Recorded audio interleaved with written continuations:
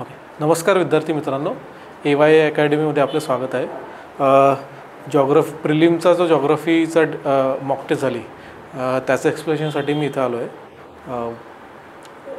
साधारण त्या दिवशी पण मी आपल्याशी इंटरॅक्शन केलं, तरी आता परत एकदा मी त्या दिवशी जे ब्रीफ केलं मी परत आता आज एकदा परत सांगेल त्या गोष्टी. तर साधारण MPSC जॉग्रफीला साधारण 15 मार्काचं वेटेज असतं. त्या 15 मार्कांमध्ये मोस्टली फिजिकल जॉग्रफी, काही ह्युमन जॉग्रफी आणि महाराष्ट्र जॉग्रफी असे या एरियामधनं क्वेश्चन येतात. ठीक आहे. आणि पेपर सेट करताना काही आम्ही असे वेगवेगळ्या प्रकारचे ॲनालिसिस केलं. तर ते ॲनालिसिसमध्ये पण मी तुम्हाला एकदा सांगणार आहे की एक्झॅक्टली काय माइंडसेट असणार आहे पेपर जो सेट करणार आहे त्याचा. ठीक आहे. तर आम्हाला असं वाटतं की साधारण आता MPSC ऑब्जेक्टिव्ह तर बंद झाली आहे, पण मग ती जे काही क्वेश्चन बँक आहे MPSCकडे, तर त्यातनं क्वेश्चन येण्याचे चान्सेस असू शकतात. तर मला असं वाटतं की ती जी क्वेश्चन बँक आहे ती पण एकदा रेफर केली पाहिजे जॉग्रफीसाठी, कारण MPSC ही स्टॅटिक क्वेश्चनवर जास्त फोकस करते जॉग्रफीच्या. तर ते एक आपल्याला रेफर केलं पाहिजे. सेकंड की आम्ही क्वेश्चन बनवताना काही थोडा UPSCचा पण UPSCच्या ट्रेंडचा पण अभ्यास केला, कारण मला असं वाटतं की जर MPSC मेन्स जर UPSC मेन्सला पॅरलल होते तर मग कुठे ना कुठे थोडा MPSC मेन्समध्ये पण MPSC प्रिलिममध्ये पण तो फरक जाणवू शकतो. तर मग त्यामुळे आम्ही थोडा UPSCच्या धर्तीवर पण पेपर न्यायचा प्रयत्न केला होता. आणि बाकी मग जे आहेत बरेचसे NCERT बेस आपण ठेवलं आहे की मोस्टली MPSCचा ट्रेंड बघितलं तर NCERTला सोडत नाही MPSC. तर मग त्याच याच्यावर आम्ही फोकस केला आहे आणि तसेच ॲनालिटिकल क्वेश्चन प्लस काही ऑब्जेक्टिव्ह क्वेश्चन काढले. तर आज इथे मी मोस्टली तो जो पेपर झाला त्यातले जे इम्पॉर्टंट क्वेश्चन आहे ते डिस्कस करणार आहे. ठीक आहे. तर आपण चालू करू.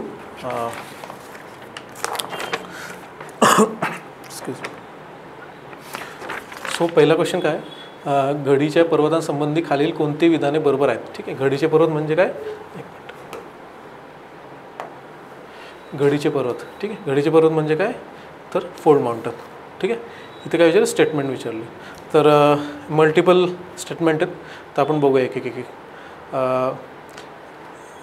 इथे काय म्हटलं, त्यांची रुंदी त्यांच्या लांबीपेक्षा जास्त असते. ठीक आहे. हिमालय जगातील घडीच्या पर्वतातले एक उदाहरण आहे. ते तणावाच्या शक्तीमुळे तयार होते. ठीक आहे. आता ह्यातलं सर्वात जे फर्स्ट आपण हे करू शकतो ते काय, हे तर करेक्ट आहे. कधी पण हे फर्स्ट आपण करेक्ट करू शकतो. ठीक आहे. तर हे करेक्ट आहे. नंतर फर्स्ट ऑप्शन काय म्हटलेलं आपण की त्याची रुंदी ही त्याच्या लांबीपेक्षा जास्त असते म्हटली. रुंदी आणि लांबी. आता आपण फोल्ड माउंटन जेव्हा बघतो तर एक साधारण फोल्ड माउंटनची आपण सिरीज बघतो तर आपण बघतो की लेंथ ह्याची कधी पण जास्त असते कम्पेअर्ड टू विड्थ.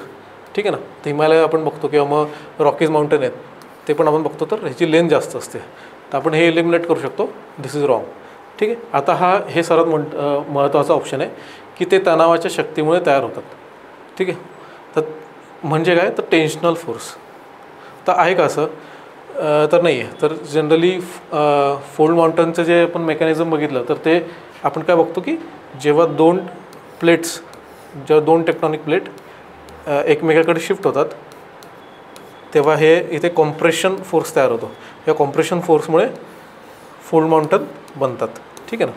तर मग इथे टेन्शन फोर्सपेक्षा काय पाहिजे होतं, कॉम्प्रेशन. ठीक आहे.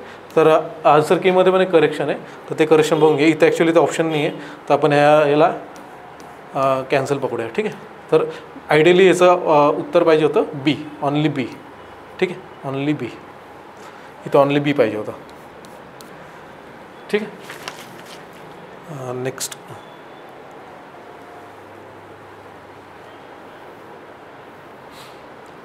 सेकंड क्वेश्चन आहे केमिकल वेदरिंगवर आहे. सेकंड क्वेश्चन आहे केमिकल वेदरिंग. ठीक आहे. तर काय तर रासायनिक हवामान प्रक्रिया यात काय म्हटलं आहे, की यात 3 हे दिलेत आणि यातले केमिकल वेदरिंगचे प्रकार कोणते ते बघायला सांगितले. तर काय पहिले विरघळणे म्हणजे काय सोल्युशन, कार्बनीकरण म्हणजे काय कार्बनायझेशन, आणि हिमकणांचे हवामान प्रक्रिया म्हणजे काय फ्रोस्ट वेदरिंग. तर वेदरिंगचे आपण 2 प्रकार बघितले. काय तर एकतर केमिकल वेदरिंग असतं आणि फिजिकल वेदरिंग असतं. ठीक आहे. तर फिजिकल वेदरिंगमध्ये केमिकल वेदरिंगमध्ये जनरली हे सोल्युशन किंवा मग कार्बनायझेशन हे केमिकल वेदरिंगचे प्रकार आहे. पण फ्रोस्ट वेदरिंग काय असतं, तर फ्रोस्ट वेदरिंगमध्ये जे हाय माउंटन्स रिजन्स आहे किंवा मग जे नॉर्थकडचे रिजन आहे तिथं पोलर रिजन्स आहे, तिथे जनरली काय होतं की ज्या गॅप्स असतात ह्या गॅप्समध्ये जनरली जेव्हा पाणी मेल्ट होऊन तिथे एकत्रित होतं आणि जेव्हा ते एक्सपांड होतं तेव्हा ह्याच्यात क्रॅक्स म्हणतात आणि ह्याचं वेदरिंग होतं. ठीक आहे. तर मग हा फिजिकल वेदरिंगचा प्रकार आहे. बाकी हे 2 केमिकल आहे. तर मग हे एलिमिनेट होऊन जातं. ऑप्शन होतं 3. ठीक आहे. ठीक, पुढे जाऊ आपण.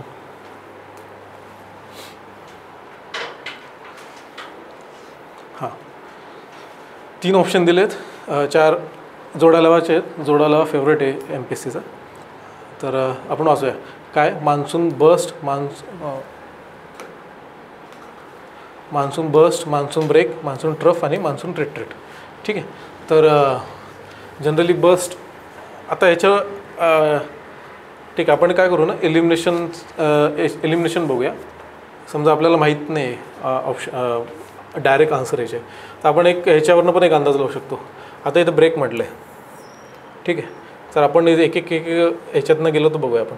Dry spell in the rainy season, sudden onset, low pressure area in Ganga plain, journey of monsoon from north west to south east in India. ठीक आहे. आता इथं ब्रेक म्हटलं आहे. ब्रेक म्हणजे कुठेतरी हे बघा इथे dry spell in rainy season म्हटलं आहे. ठीक आहे. म्हणजे कुठे ना कुठे एखादी गोष्ट ब्रेक होते, ह्याच्यावरून आपण एक अंदाज लावू शकतो. ठीक आहे. आता इथे म्हटलं आहे ठीक आहे, आपण एक व्हेरीफाय करू. बीचं 1 समजा, तर इथे एलिमिनेशनने आपलं डायरेक्ट आन्सर निघतं. ठीक आहे. पण बाकी पण बघूया. मान्सून रिट्रीट म्हणलं आहे. ठीक आहे. रिट्रीट म्हणजे काय हो, माघार असणार आहे काहीतरी. ठीक आहे. तर इथे तसं त्या रिलेटेड एकच ऑप्शन आहे. काय journey of monsoon from north west to south east. तर मग कुठे ना कुठे मान्सून चालला आहे एकतर, म्हणजे काय तर रिट्रीट होतं आहे. ठीक आहे. इथं पण ते डायरेक्टली मॅच करू शकतो. तो हे पण एक व्हेरीफाय होतं. ठीक आहे. नंतर आहे मान्सून बस्ट. बस्ट काय सडन, इथं पण नावावरूनच कळतं बस्ट म्हणजे काय असणार आहे, तर सडन असणार आहे काहीतरी कोणती तरी गोष्ट. ठीक आहे. तर आयडियली ह्या गोष्टी आपण शिकतोच, पण मग एक्झामच्या ज्या प्रेशरमध्ये आपण अशी लॉजिक जरी लावली तर आपलं चुकत नाही आणि कधी कधी कोणती गोष्ट आठवत नाही, तर आपण एक अशा लॉजिकचा एक सपोर्ट घेऊ शकतो. ठीक आहे. त्याचा आन्सर आहे सेकंड. ठीक. 4th.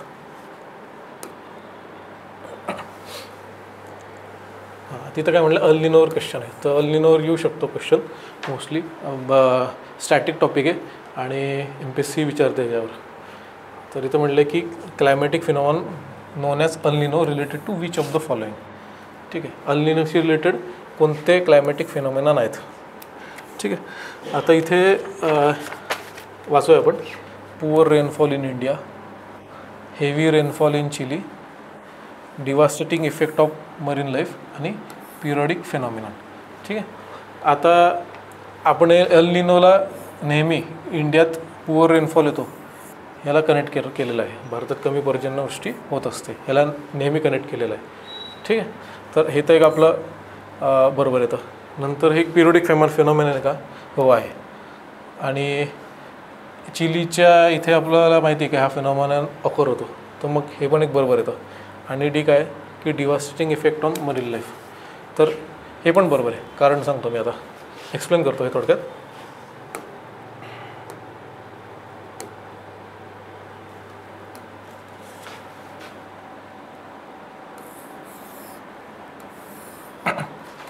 साऊथ अमेरिका आहे. ठीक आहे. साऊथ अमेरिकेचा हा चिली कोस्ट आहे. चिली कोस्ट समजा इक्वेटर आहे. चिली कोस्टच्या इथे काय होतं अल निनोच्या वेळेस, नॉर्मल कंडिशनला काय असतं, चिली कोस्टला इथे कोल्ड लॅब्राडॉर करंट वाहत असतो. ठीक आहे, कोल्ड करंट वाहत असतो, सॉरी हम्बोल्ट करंट वाहत असतो. तर कोल्ड करंट जो वाहत असतो हिच्यामुळे काय होतं ना, इथे अपवेलिंग होत असतं नेहमी. ही सी लेवल आहे समजा, ही हा चिली, ही सी लेवलला काय होत असतं की इथे ना हा कोल्ड करंट नसल्यामुळे ना इथे कायम अपवेलिंग होत असतं. अपवेलिंग, तर अपवेलिंगमुळे काय होतं ना, इथे हे जे न्यूट्रिएंट्स असतात, न्यूट्रिएंट्स सरफेसला येतात. सरफेसला आल्यामुळे इथे प्लँक्टन्स वाढतात. आणि इथं ना एक पर्टिक्युलर फिश आहे, अँचोवी म्हणतात त्याला. अँचोवी इथे जास्त प्रमाणात वाढतात. अँचोवी वाढल्यामुळे पूर्ण ह्या चिलीच्या एरियामध्ये अँचोवी कल्टिवेशन जास्त चालतं.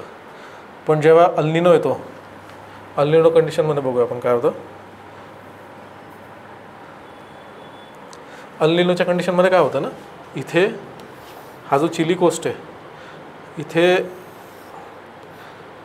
हे जे हे इथे रिव्हल्सर होतं, हा जो ना हा कोल्ड करंट वीक पडतो आणि हे जे ट्रेंड विंड्स आहे हे पण हे वीक पडायला लागतात. ठीक आहे, हे वीक पडल्यामुळे काय होतं ना, इथे वॉर्म कंडिशन फॉर्म होते. हे वॉर्म कंडिशन फॉर्म झाल्यामुळे इथे रेनफॉल होतो. रेनफॉल झाल्यामुळे हा जो फ्लो आहे ना हा स्टॉप होतो आणि इथले जे अपवेलिंग आहे ना हे स्टॉप होऊन जातं. हे स्टॉप झाल्यामुळे इथे जे कल्टिवेशन होत असतं फिशचं ते स्टॉप होऊन जातं. त्यामुळे हे जे ऑप्शन आहे,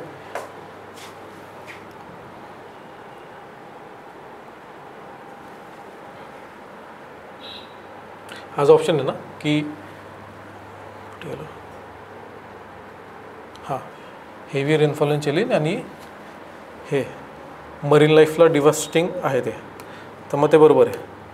कारण ते तिथल्या एरियामध्ये मरीन लाईफला किल करतं अल निनो. आणि हा पिरियडिक का बरं आहे, कारण हे प्रत्येक 7 ते 8 वर्षानंतर रिपीट होत असतो अल निनो. आणि ला निना अजून एक आहे, ते तुम्हाला माहिती आहे, अल निनोचं एक्झॅक्टली अपोजिट कंडिशन. तर इथं पुअर रेनफॉलच्या जागी काय येईल इंडियाच्या इथं हेवी रेनफॉल येईल. ठीक आहे, तर ते पण एक लक्षात ठेवा, त्याच्यावर पण क्वेश्चन येऊ शकतो. 5th क्वेश्चन आहे. 5th क्वेश्चन काय आहे की खाली विधाने विचारत घ्या. कार्बन डायऑक्साईड येणाऱ्या सौर किरणोत्सर्गासाठी अपारदर्शक आहे. ठीक आहे, अपारदर्शक म्हटलं. ठीक आहे, कार्बन डायऑक्साईड ग्रीनहाऊस वायूंसाठी एकमेव जबाबदार आहे. एकमेव म्हटलं आहे. ठीक आहे, कार्बन डायऑक्साईडचे तापमान वाढीचे परिणाम वाढत्या एकाग्रतेसह लॉगॅरिथमिक पद्धतीने कमी होतात म्हटलं. ठीक आहे, आणि 2023मध्ये कार्बन डायऑक्साईड पातळी मानवी प्रथमच 420 ppm ओलांडली आहे. ठीक आहे, तर डी ऑप्शन आपल्याला जरा जास्त चॅलेंजिंग वाटू शकतो किंवा खूप फॅक्च्युअल वाटू शकतो. तर ठीक आहे, आपण एलिमिनेट करण्याचा प्रयत्न करूया. ठीक आहे, याला तर 5th जो आहे क्वेश्चन,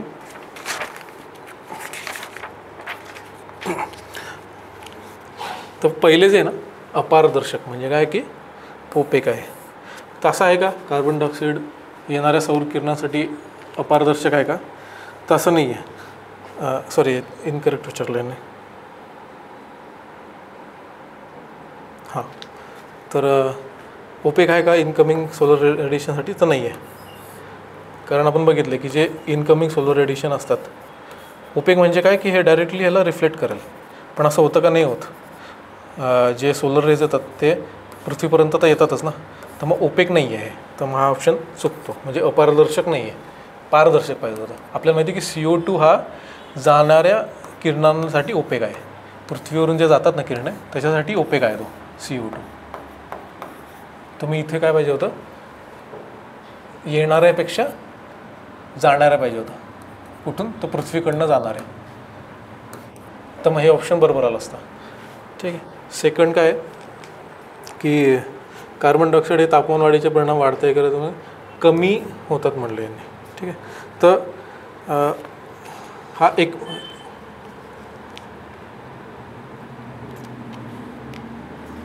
अच्छा लॉगॅरिथमिक म्हणलं. ठीक आहे, तर इथे काय म्हणलं, कमी होतात म्हणले. सॉरी ना, तर कमी होतात का? नाही होत. तर कार्बन डायऑक्साईडच्या तापमान वाढीचे परिणाम वाढत्या एकाग्रतेसह लागल्यानंतर कमी होतं का नाही होणार, वाढणार आहे. CO2 जर वाढला तर उलटं ग्रीनहाऊस गॅस वाढणार आहे. ग्रीनहाऊस गॅस वाढलं की जे ग्लोबल वॉर्मिंग ते वाढणार आहे. तर हे पण ऑप्शन इथे चुकीचं आहे. हा पण एक चुकतो मी इथे. ठीक आहे. सो ए चुकतो. हा एक आहे. अजून हा ऑप्शन राहिला की एकमेव जबाबदार आहे. एकमेव जबाबदार आहे का CO2? नाही आहे. तसे काय CO2 आहे, मिथेन आहे, ठीक आहे ना. परत ते बाकीचे CFC, HFC, PFC ते आहेत. परत इवन वॉटर वेपर पण तसे बघायला गेलं तर ट्रॅप करते. ठीक. तर मग हे पण एक चुकतं. एकमेव तर नाहीच आहे. इथनं एक्स्ट्रीम स्टेटमेंट आहे, इथंच एलिमिनेट होऊन जातं. सो ABC तिन्ही चुकतात. आता ऑप्शन बघूया आपण. डी माहीत नाही आपल्याला. AB आणि चुकीचं म्हटलं आहे. ठीक आहे. ABC इथं ऑप्शन आहे क्लिअरली. सो इथं डी माहीत असणं अपेक्षित पण नाही आहे. तर मग इथे आपण याला बरोबर पकडूया आणि पुढे जाऊया.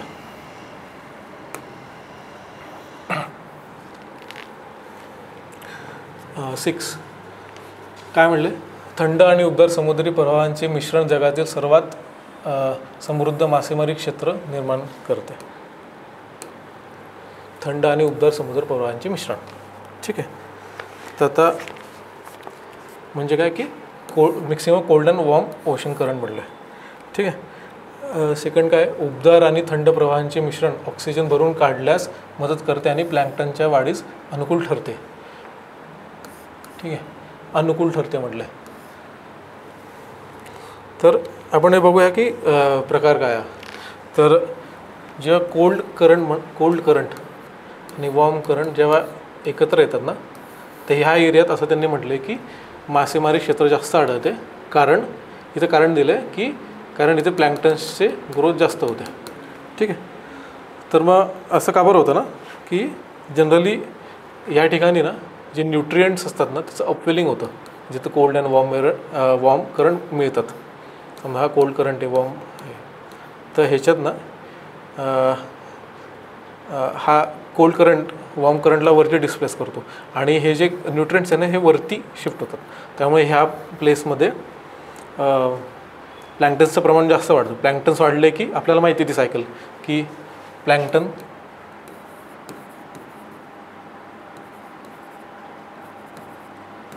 स्मॉल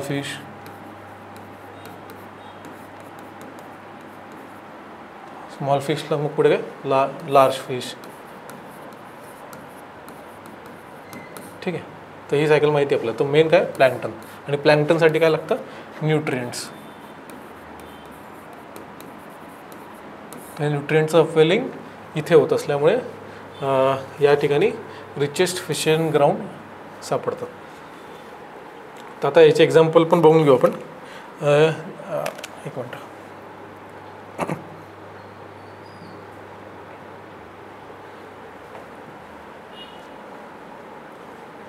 एक्झाम्पल बघून घेऊ. न्यू फाउंडलंड जे आहे ना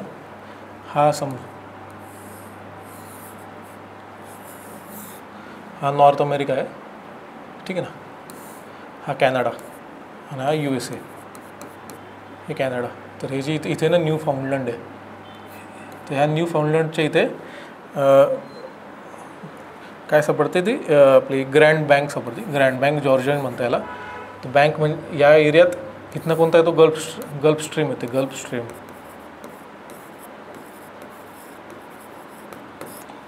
ठीक आहे.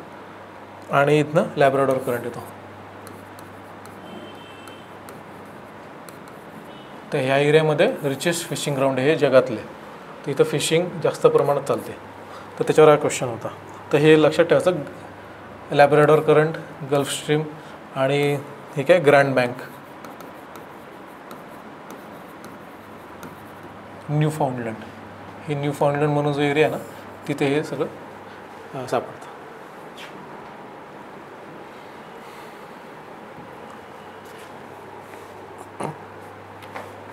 आता याचं हे दोन्ही ऑप्शन करेक्ट आहे. नेक्स्ट बघूया आपण.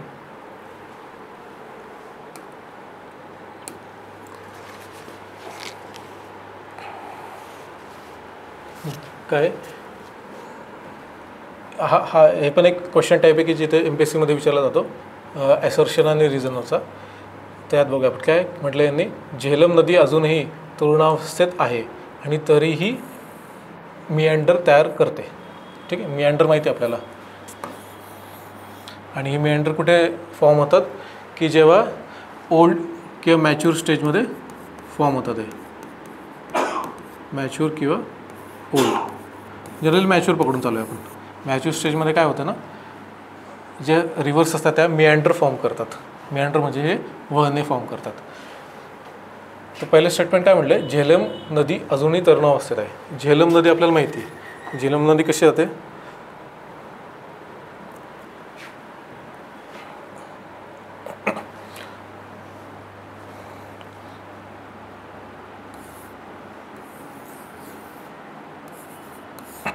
झेलम नदी कशी जाते, ही इकडनं येऊन काश्मीरमधनं अशी जाते. ठीक आहे, इथं काय म्हटलं त्यांनी, इथं काश्मीर आहे, काश्मीर व्हॅली.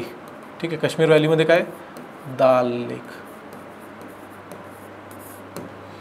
तर यांनी काय म्हटलं, तर आपल्याला माहिती आहे झेलम ही आणि सर्व हिमालयन नद्या ही जी फेज आहे झेलमची, ती ही यंग फेज आहे. यंग फेज म्हणजे तरुणावस्था आहे. तरुणावस्थेत काय असतं, जनरली गॉर्ज बनतात, रॅपिड्स असतात. ठीक आहे ना. पण ह्यांनी काय म्हटलं ना की झेलम तरुणावस्थेत असून पण इथे हे मिएंडर फॉर्म करते, इथे मिएंडर फॉर्म करते. तर हे जर रिझन दिले त्यांनी, का बरं असं होतं, रिझन वाचू आता आपण. काय, झेलम नदीतील वळणे हे दाल सरोवराने प्रदान केलेल्या स्थानिक आधार पातळीमुळे निर्माण होतात. स्थानिक आधार पातळी म्हणजे आपण इंग्लिशमध्ये वाचू एकदा, हां, लोकल बेस लेवल. तर लोकल बेस लेवल काय असते ते बघूया आपण. लोकल बेस लेवल काय असते ना, की जेव्हा नदी माहिती आहे आपल्याला की जनरली माउंटन्समधनं ओरिजिन होत ती समुद्राला जाऊन मिळते. ठीक आहे, इथे यंग स्टेज असते, इथं मॅच्युअर असते आणि इथे ओल्ड स्टेज असते. ठीक आहे, तर लोकल बेस लेवल काय असते, तर जनरली ना इथे कुठेतरी रिव्हरचा जो स्लोप असतो तो कमी असतो आणि एखाद्या पर्टिक्युलर ठिकाणी ना ती एक स्लोप एकदम मिनिमम होऊन जातो. त्या मिनिमम स्लोप झाल्यामुळे ना हे जी नदी यंग स्टेजमध्ये असताना पण मॅच्युअर स्टेजचे जे जॉग्राफिकल फिनॉमिनन्स आहे किंवा मग जे लँडफॉर्म्स आहे ते फॉर्म करते. ठीक आहे, आणि ही लोकल बेस लेवल जी असते ना, लोकल बेस लेवल, ह्या लोकल बेस लेवलमध्ये हे मॅच्युअर स्टेजचे लँडफॉर्म फॉर्म करते. तर इथे झेलमच्या बाबतीत पण तेच होतं. झेलम दाल लेकच्या इथं जेव्हा येते ना, त्या लोकल बेस लेवल तिथे फॉर्म होते काश्मीर व्हॅलीमध्ये. त्या लोकल बेस लेवलमुळे ही झेलम तिथे मिएंडर्स फॉर्म करते. ठीक आहे, त्यामुळे ही जे ॲसर्शन आहे त्याचं हे रिझन करेक्ट आहे आणि आपलं आन्सर काय येतं मग, फर्स्ट. ठीक आहे, नेक्स्ट क्वेश्चन घेऊया. भारतातील वनस्पती आणि प्राणी जीवन विषयी खालील विधाने विचारत घ्या. ठीक आहे, भारत हा जगातील एकमेव देश आहे ज्याच्याकडे वाघ आणि सिंह दोन्ही आहेत. ठीक आहे, बरोबर आहे का, हां, हे आहे असं फॅक्च्युअल इन्फॉर्मेशन आहे. फॅक्च्युअल इन्फॉर्मेशन ही बरोबर आहे. ठीक आहे, नंतर काय, सिमलीपाल राष्ट्रीय उद्यान तमिळनाडू राज्यात स्थित आहे. ठीक आहे, हे पण एक फॅक्च्युअल इन्फॉर्मेशन आहे, तरी पण बरोबर आहे. आपल्याला प्रिलिमला हे गरजेचं असतं, काय, एक लिस्ट बनवायची, कोणत्याही बुकमध्ये पण भेटून जाईल. आणि जनरली UPSCला खूप जास्त विचारतात आहे. तर MPSCला पण फॉरेस्ट जी आपली फॉरेस्ट सर्व्हिस आहे त्याची आणि याची प्रिलिम कंबाईन केल्यामुळे असे क्वेश्चन भविष्यात जास्त प्रमाणात येऊ शकतात. तर मग ह्या क्वेश्चनला आपल्याला म्हणजे हे जे लिस्ट आहेत हे आपल्याकडे कायम पाहिजे. काय, कोणत्या, तर जनरली हे जे आहे स्पेसीज त्यांचे ते कुठे आढळतात, त्यांचे IUCN स्टेटस, ठीक आहे, IUCN काय एंडेंजर्ड आहे का काय, ठीक आहे, हे आपल्याला माहीत पाहिजे, इम्पॉर्टंट तरी माहीत पाहिजे. नंतर मग हे राष्ट्रीय उद्यान आहे, राष्ट्रीय उद्यानाची लिस्ट आपल्याकडे पाहिजे कुठे सापडतात. आणि अजून एक जनरली UPSCमध्ये ट्रेंड आहे, पण MPSCमध्ये आम्हाला वाटतं की विचारू शकतात की काय, तर यातनं कोणती रिव्हर जाते, ठीक आहे. तर आपण हे पण एक करून ठेवायचं, राष्ट्रीय उद्यान कोणत्या राज्यात सापडतात आणि कोणती रिव्हर जाते. इम्पॉर्टंट करायचं आहे, पण असू द्यावी लिस्ट. राष्ट्रीय उद्यानाप्रमाणे सेम वेटलँड्स पण रामसरची एक लिस्ट पाहिजे. ज्या इम्पॉर्टंट लिस्ट आहेत ना त्या आपल्याकडे असल्या पाहिजे. तर त्याच्यावर हे फॅक्च्युअल क्वेश्चन सुटतात आणि हे बरोबर आलेच पाहिजे, हे चुकून अर्थ नाही. हां, आणि ह्या थर्ड स्टेटमेंट काय की wild life protection act was implemented in 1986. नाही, हा चुकीचं आहे. तर 1986ला काय एन्व्हायरमेंट प्रोटेक्शन ॲक्ट आहे. आणि हा वाईल्ड लाईफ प्रोटेक्शन ॲक्ट हा 1972ला आहे, ठीक आहे. तर हे स्टेटमेंट चुकीचं आहे. तर 8चा आन्सर काय येतं मग, हे C जातो, A आणि B.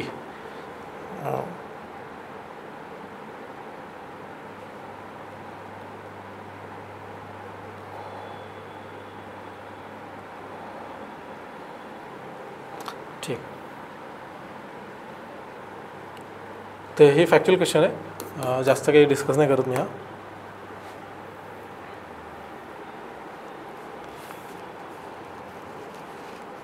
हा 9th घेऊया. 9thमध्ये काय आहे, 9th वाचूया क्वेश्चन. पश्चिम हिमालयन अल्पाईन वनस्पती फक्त पश्चिम हिमालयात अल्पाईन वनस्पती फक्त 3000 मीटर उंचीपर्यंत आढळतात, तर पूर्व हिमालयात 4000 मीटर उंचीपर्यंत आढळतात. एकाच पर्वत रांगेत ह्या फरकाचे कारण काय. हिमालयन एकच पर्वतरांग आहे असं म्हणणं आहे त्यांचं. कशी,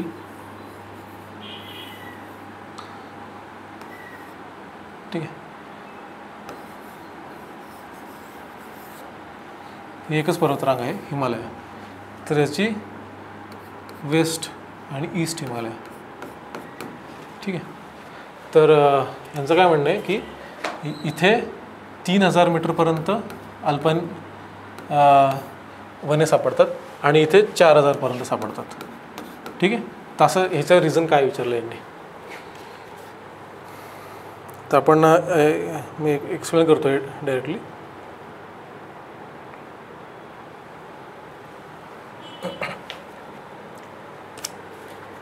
तर काय ना,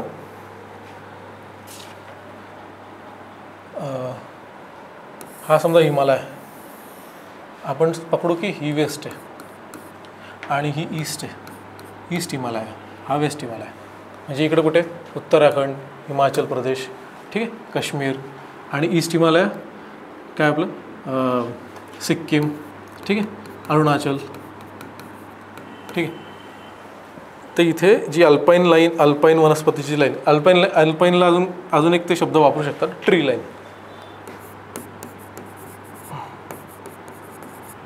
ठीक आहे, ट्री लाईन. तर इथे काय म्हणलं यांनी, इथे 3000पर्यंत आहे आणि इथे 4 म्हणलं आहे. म्हणजे ही साधारण अशी आहे असं म्हणू आपण, है ना. म्हणजे काय तर अल्पाईन वने जे हे इथे इथपर्यंत सापडतील, पण तुम्ही ईस्टर्न हिमालय गेलं आणि इथपर्यंत सापडतील, ठीक आहे. हे त्यांचं म्हणणं आहे. तर याचं रिझन विचारले काय, तर ह्याचं रिझन मेन काय आहे की जो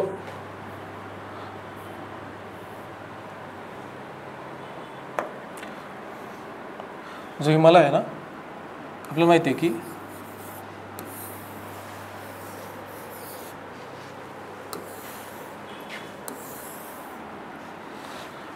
हे असे मॅप आपल्याला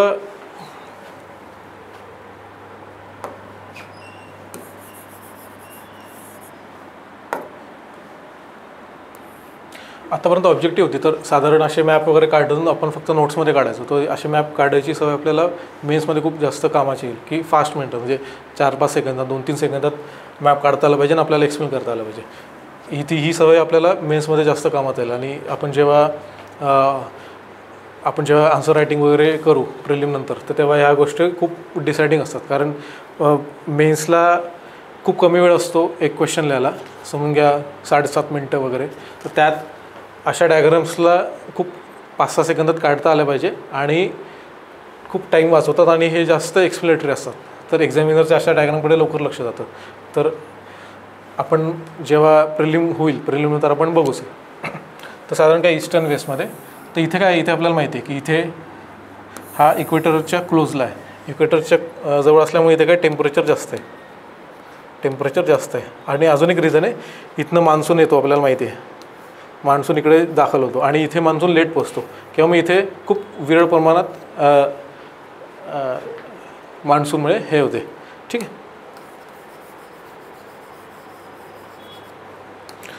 तर त्यामुळे इथे टेम्परेचर एक तर जास्त आहे कारण इक्वेटरच्या क्लोजला आहे आणि इथे प्रेसिपिटेशन जास्त आहे, काय रेनफॉल जास्त आहे.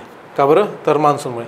त्या एकंदरीतच ह्या गोष्टींमुळे काय होतं ना की जी ट्री लाईन आहे ही वरती सरकते, म्हणजे एक वरच्या अल्टिट्यूडला पण जास्त टेम्परेचर सापडतं आपल्याला कम्पेअर्ड टू इथं. इथे समजून घ्या एक, म्हणून मी इथं म्हटलं की त्यांनी इथं 3000 मीटरला सापडते आपल्याला, तर इथे 4000 मीटरपर्यंत आपल्याला तेच टेम्परेचर सापडेल. त्यामुळे ही जी अल्पाईन लाईन आहे ना ही वरती शिफ्ट झालेली दिसते आपल्याला, म्हणून मी 3000 आणि ते 4000चा जो डिफरन्स आहे तो इथे सांगितलं आहे त्यांनी. आणि याचं आन्सर काय येतं बघा, तर हां आपण एक आन्सर वाचू की काय पूर्व हिमालय पश्चिम हिमालयापेक्षा उंच आहे, तर असं काही नाही आहे. ठीक आहे, असं काही नाही. आपण बघतो की उलटं हे तर चुकीचंच आहे, उलटं पश्चिम हिमालय आपण बघतो की जास्त उंच आहे कम्पेअर्ड टू पूर्व हिमालय. पूर्व हिमालय पश्चिम हिमालयापेक्षा विषुववृत्ताकडे आणि समुद्रकिनाऱ्याकडे जवळ आहे. हे रिझन बघितलं आपण, विषुववृत्ताकडे जास्त आहे त्यामुळे काय जास्त आहे, टेम्परेचर जास्त आहे. ठीक आहे, हे बरोबर आहे. पूर्व हिमालयात पश्चिम हिमालयापेक्षा जास्त मान्सून पडतो. ठीक आहे, तर हे पण एक स्टेटमेंट बरोबर आहे. आणि पूर्व हिमालयातील खडक पश्चिम हिमालयातील खडकांपेक्षा अधिक सुपीक आहेत.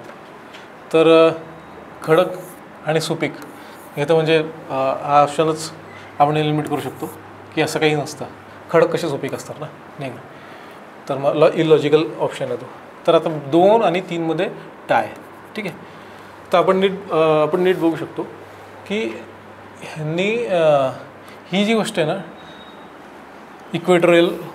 इक्वेटोरियल फॉरेस्ट किंवा मग टेम्परेट फॉरेस्ट म्हणजे हे अल्पाईन वगैरे, तर मेन आपण काय बघतो ना ह्याचं टेम्परेचरचा जास्त इफेक्ट असतो या गोष्टीवर रेनफॉलपेक्षा. ठीक आहे ना, तर मग जसे जसे आपण इक्वेटरपासून नॉर्थला जातो तसं तसं हे आपण बघतो की हे जे फॉरेस्ट आहे ते सुद्धा शिफ्ट होत जातात. तर मग ह्या 2पैकी कोणतं जास्त महत्त्वाचं आहे, तर हे जास्त महत्त्वाचं ऑप्शन आहे, हे जास्त ॲप्रोप्रिएट आहे. तर हे का नाही आहे, कारण हे एवढं डिसाइडिंग नाही आहे. मान्सून आहे जास्त पण एवढं डिसाइडिंग नाही आहे. हे ऑप्शन जास्त रिलेवंट आहे कारण ह्याचं टेम्परेचरचं बेरिंग जास्त आहे. आणि हे आपल्याला जेव्हा आपण फॉरेस्ट टाईप शिकतो तेव्हा हे बघतो की हे जास्त महत्त्वाचं आहे. त्यामुळे आणि ह्याच्यावर हे जे 3000 मीटर आणि 4000 मीटर ह्याला हे जास्त डिसाइडिंग आहे. तर मग क्लोजेस्ट ऑप्शन म्हणून हा 2 पिक करायचा, जेव्हा 2 आणि 3मध्ये. तर मग आपण दोन्ही बरोबर म्हणू शकतो पण सर्वात योग्य हे, त्यामुळे ह्याचा आन्सर 2 आहे.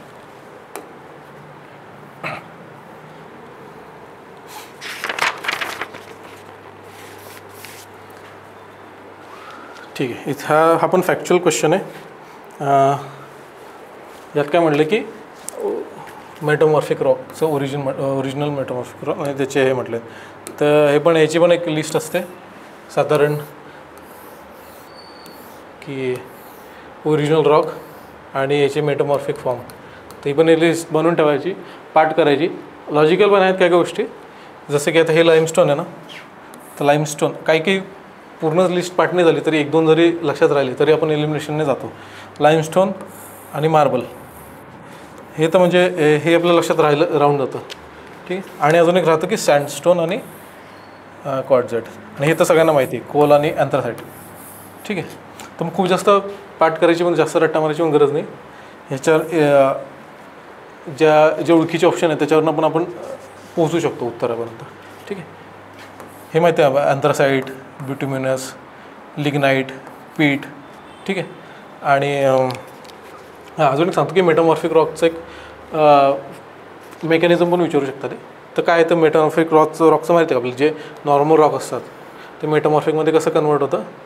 हे मेटामॉर्फिक आहे समजा आणि हे ओरिजिनल रॉक आहे. हे मेटामॉर्फिक. तर टेम्परेचर आणि प्रेशर ह्याच्यामुळे इथं काय होतं, ह्याचे जे क्रिस्टल असतं ह्याचं रिस्ट्रक्चर होतं. रिस्ट्रक्चरिंग झाल्यामुळे हे जे कन्व्हर्जन आहेत ना हे दिसून येतात. आता बघा, हे लाईमस्टोन आणि मार्बल कोटे हे एक्झॅक्टली हे खूप म्हणजे जे वास्तविक बघितले तर खूप वेगळे आहेत ते. पण ह्या गोष्टींमुळे रिस्ट्रक्चरिंगमुळे प्रेशर आणि टेम्परेचरचे डायनॅमिक रिस्ट्रक्चरिंग शब्द आहे त्याला, त्याच्यामुळे ह्या चेंजेस होत असतात.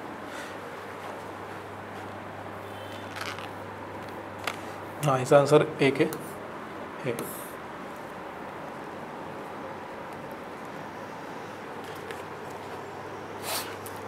हां, काय म्हटलं इथं 11वा क्वेश्चन वाचू आपण. उन्हाळ्याच्या काळात भारतीय उपखंडातील उच्च तापमान आणि कमी दाबामुळे हिंदी महासागरातून खालीलपैकी कोणते वारे वाहतात. ठीक आहे. हां, वाचायला खूप जरा वेगळा वाटतो क्वेश्चन. उन्हाळ्याच्या काळात भारतीय उपखंडात उच्च तापमान आणि कमी दाबामुळे हिंदी महासागरातून खालीलपैकी कोणते वारे वाहतात. कोणते वाहनात असणार आहे. मान्सून. ठीक आहे ना. कोणता मान्सून आहे आता. साऊथ ईस्ट पण आहे, साऊथ वेस्ट पण आहे, ट्रेड विंड आणि वेस्टर्ली. साऊथ ईस्ट म्हणजे काय, आग्नेय आहे का. आग्नेयवरनं हा रिट्रीटिंग मान्सून असतो किंवा मग हिवाळ्यातला मान्सून तो असतो. आणि साऊथ वेस्ट मान्सून आपला रेग्युलर मान्सून. ठीक आहे, हा असतो. तर कधी म्हणले त्यांनी, उन्हाळ्यात. तो मेकॅनिझम माहिती आहे आपल्याला.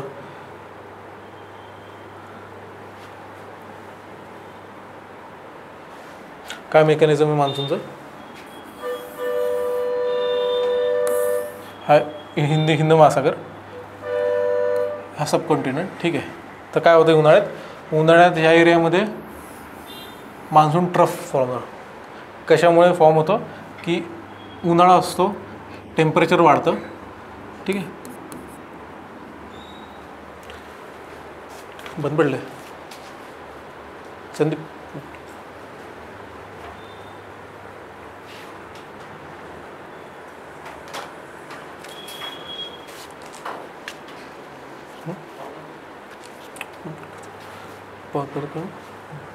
ठीक आहे आपण कंटिन्यू करू. मान्सून कसा फॉर्म होतो माहिती. इथे टेम्परेचर, हाय टेम्परेचरमुळे काय होतं, इथे बाष्पीभवनाचा वेग वाढतो. बाष्पीभवन वाढले की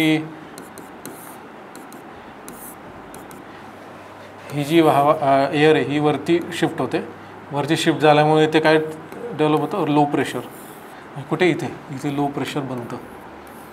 लो प्रेशर बनण्यामुळे हिंद महासागरातले जे ट्रेड विंड्स म्हणजे काय, व्यापारी वारे, हे इक्वेटर क्रॉस करतात आणि ह्या ट्रफकडे शिफ्ट होतात. ह्या ट्रफकडे शिफ्ट होता हे काय पिक करतात, इथनं मॉइश्चर पिक करतात. ठीक आहे. या आर्द्रतेमुळे हे जेव्हा क्रॉस करतात तर या ठिकाणी आपल्याला रेनफॉल, मान्सून जो आहे तो इथे एक्सपिरियन्स केला जातो. तर आणि ह्याला काय, कोणता मान्सून आहे, हा साऊथ वेस्ट. ठीक आहे.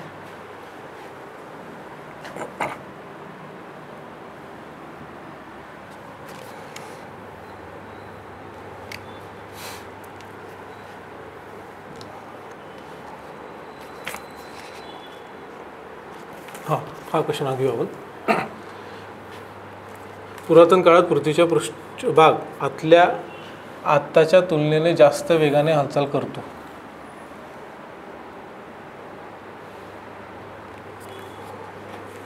काय म्हणले, पुरातन काळातील पृथ्वीचा पृष्ठभाग आत्ताच्या तुलनेने जास्त वेगाने हालचाल करत होता, तर आता तो अत्यंत हळुवारपणे सरकतोय. ठीक आहे.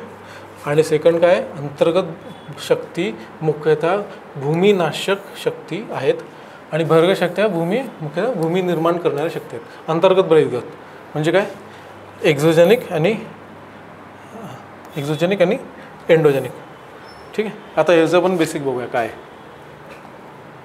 तर लँडफॉर्म कसे फॉर्म होतात आपल्याला माहिती आहे की 2 प्रकारचे असतात, ज्या अंतर्गत असतात. हे समजा लँडफॉर्म आहे. ठीक आहे. एक्झोजेनिक म्हणजे काय, बहिर्गत. हां. आणि हा एंडोजेनिक म्हणजे काय, अंतर्गत. तर अंतर्गत हे कधी पण लँडफॉर्मला समजा त्याची डायरेक्शन अशी असते आणि एक्झोजेनिकची अशी असते. एंडोजेनिकमध्ये काय काय येणार, अर्थक्वेक. ठीक आहे. परत पृथ्वीच्या आत होत असलेले जे विविध प्रकारचे जे ज्वालामुखी आहेत त्या गोष्टी, किंवा मग ज्या जे फोर्सेस आहे ते ह्या गोष्टी म्हणजे आपण बघतो की हिमालय कसा फॉर्म होतो आहे, तर त्याचं कारण हे एंडोजेनिक फोर्सेस आहेत. ठीक आहे. पृथ्वीच्या आत असलेले अंतर्गत. आणि एक्झोजेनिक फोर्सेसमध्ये काय येईल, हवा, परत पाऊस, त्या गोष्टी एक्झोजेनिकमध्ये. तर आपण बघतो हवा आणि पाऊस हे एक्झोजेनिक फोर्सेसमध्ये काय करतात, हे जे बनलेले जे लँडफॉर्म्स आहेत हे ह्याला याचं इरोजन करतात. ठीक आहे ना. इरोजन करतात म्हणजे काय करतात, ते ह्याला कमी करतात. म्हणजे काय, भूमी नाशक येत आहे. काय, कोणते पाहिजे इथे, अंतर्गत आहे का, नाही, तर कोणते, बहिर्गत. म्हणजे अंतर्गत काय करतात, भूमी निर्माण करतात, आणि बहिर्गत काय करतात, भूमी नाशक. म्हणजे हे एक्सचेंज केलेलं आहे. तर MPSCमध्ये असे एक्सचेंज करतात, ते आपण ते ओळखलं पाहिजे. आणि तिथे न फसता आपण हे त्याला रॉंग मार्क केलं पाहिजे. आणि जो फर्स्ट आहे तर हे बरोबर आहे. का बरं असं आहे, पुरातन काळात पृथ्वीचा तुलनेने जास्त वेगाने हालचाल करत होता आणि आताच्या तुलनेने हळूवारपणे करतो. का बरं असं, आपल्याला माहिती आहे की पृथ्वी जेव्हा बनली तेव्हा ही जास्त अनस्टेबल होती. अनस्टेबल असल्यामुळे ह्याचे जे सरफेसवरचे जे म्हणजे ज्वालामुखी होणं, अर्थक्वेक होणं, ह्याचं प्रमाण जास्त होतं. आता पृथ्वी कशी थंड होत चालली. थंड होत चालल्यामुळे ह्या ज्या गोष्टीत एंडोजेनिक फोर्सेस ह्याची जी तीव्रता कमी होत चालली आहेत. अजून पण आपल्याला माहिती आहे की इंडियन प्लेट म्हणजे जी भारतीय प्लेट आहे ती उत्तरेकडे सरकते, पण ह्याचं प्रमाण कमी झालं आहे. बरोबर ना. किंवा ज्वालामुखीचं प्रमाण पण कमी झालं आहे. तर मग हे ऑप्शन हा बरोबर आहे. ठीक. तर मग ओनली 1 याचं आन्सर असू शकतं.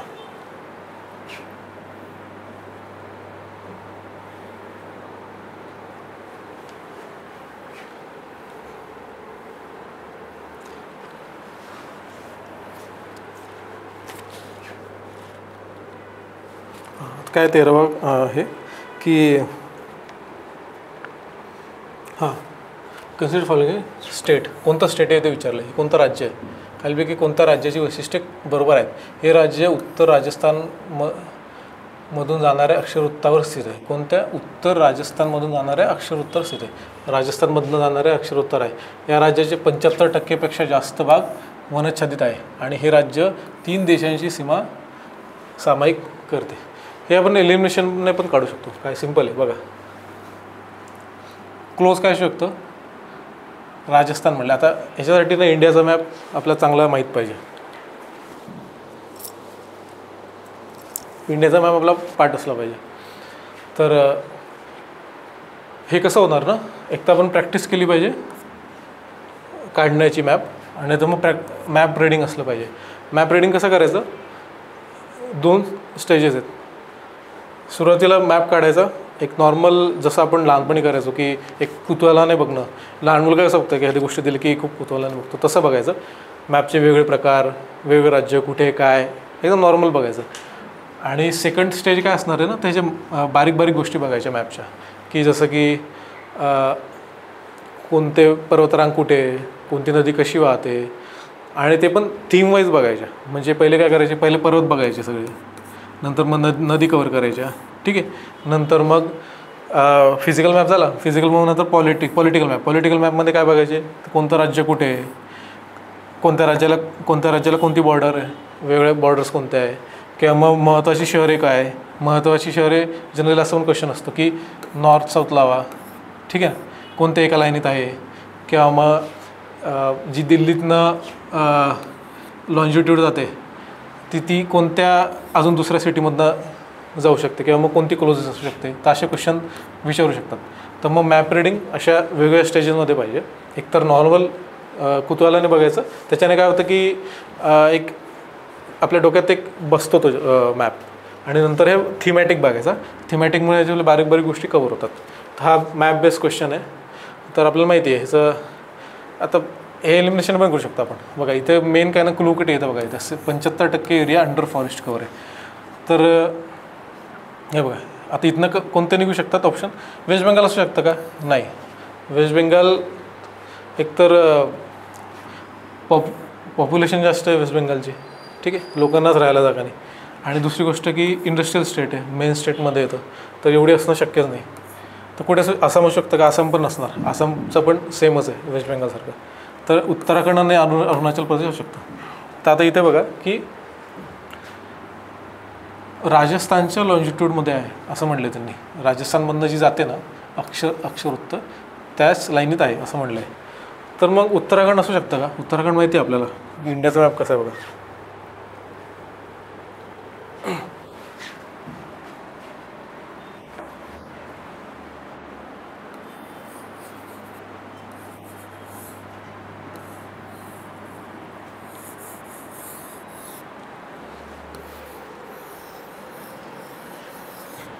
आता बघा ही हा असंच मॅप काढायचा आपल्याला मेन्समध्ये. हां, राजस्थान आहे इथं असं माहिती आहे आपल्याला, हे असं राजस्थान आहे, इथं उत्तराखंड आहे, ठीक आहे. आणि इथं सिक्कीम आणि अरुणाचल माहिती आहे आपल्याला, असं आहे अरुणाचल. तर इथनंच कळतं आपल्याला हे उत्तराखंड हे एलिमिनेट होऊन जातं, इथनंच कळतं आपल्याला कोणतं असणार आहे. तर अरुणाचल प्रदेश असणार आहे. पहिला स्टेटमेंट आहे. दुसरं काय 75%, हे अजून हे बाकीचे ऑप्शन्स एलिमिनेट करतात आणि आन्सर निघतं आपल्याला.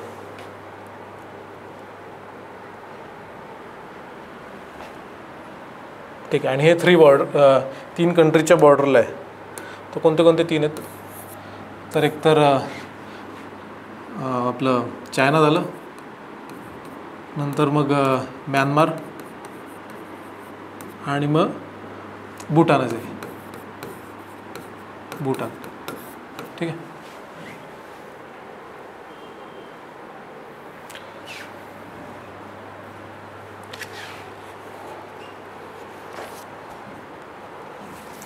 चौदा नंबरचा क्वेश्चन बघूया आपण.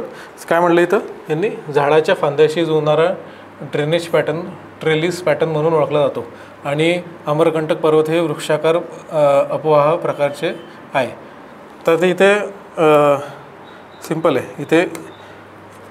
इथे आपल्याला काहीतरी चुकीचं दिसतं आहे, है ना. बघ इथे झाड म्हटलं आहे आणि वृक्षाकार इथं म्हटलं आहे. तर मग इथेच कळतं आपल्याला की यांनी चुकवलं इथे. हां, तर काय चुकवलं आता बघूया आपण. तर म्हणजे हे तर ह्याचा ऑप्शन, ह्याचा आन्सर तर हे नाही आहे. मग हे जे चुकतं, आणि हे इथून हे दोन्ही डायरेक्ट चुकीचे करू शकतात काय, फक्त ह्या क्लूमुळे. तर हा तर एक लॉजिकचा प्रकार झाला. बाकी मग हे जे ड्रेनेज पॅटर्न आहे हे आपण शिकतोच. वेगवेगळ्या प्रकारचे ड्रेनेज पॅटर्न असतात. Trellis, dendritic. हा अमरकंटक आहे, रॅडियल आहे. रॅडियल कसा, हे अमरकंटक प्लॅटो, आणि ह्याच्या वेगळ्या साईडने रिव्हर्स निघतात. काय नर्मदा, सोन रिव्हर, परत इकडे आपली महानदी वगैरे. तर हे कोणत्या प्रकारे हा तो वृक्षाकार नाही हा प्रकार, ठीक आहे. आणि डेंड्रेटिक हा ट्रेलिस पण नाही, हा काय वृक्षाकार इथं म्हटले. तर मग हा हे जातं आणि हे एलिमिनेट होतं. काय आन्सर काय येतं आपलं डायरेक्टली, वरीलपैकी एकही नाही. बाकी मग ते जे ड्रेनेज पॅटर्न आहे आपण ते बेसिकमध्ये शिकतो, तर ते पण एकदा माहीत असले पाहिजे. क्वेश्चन येतात त्याच्यावर. हां, मी काय डीपमध्ये जात नाही त्याच्यात.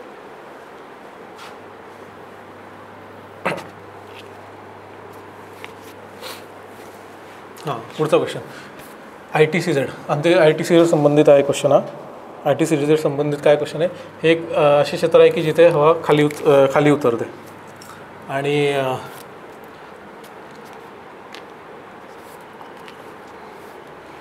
हे असे क्षेत्र आहे की जिथं हवा खाली उतरते, ठीक आहे. असं आहे का हो, खाली उतरते का? नाही. ITCZमध्ये काय, हवा वरती जात असते. कारण का बरं असतं, ते लो प्रेशर सिस्टम असते ही, ठीक आहे ना, ITCZ. तर हे चुकतं. नंतर काय म्हणले यांनी सेकंड की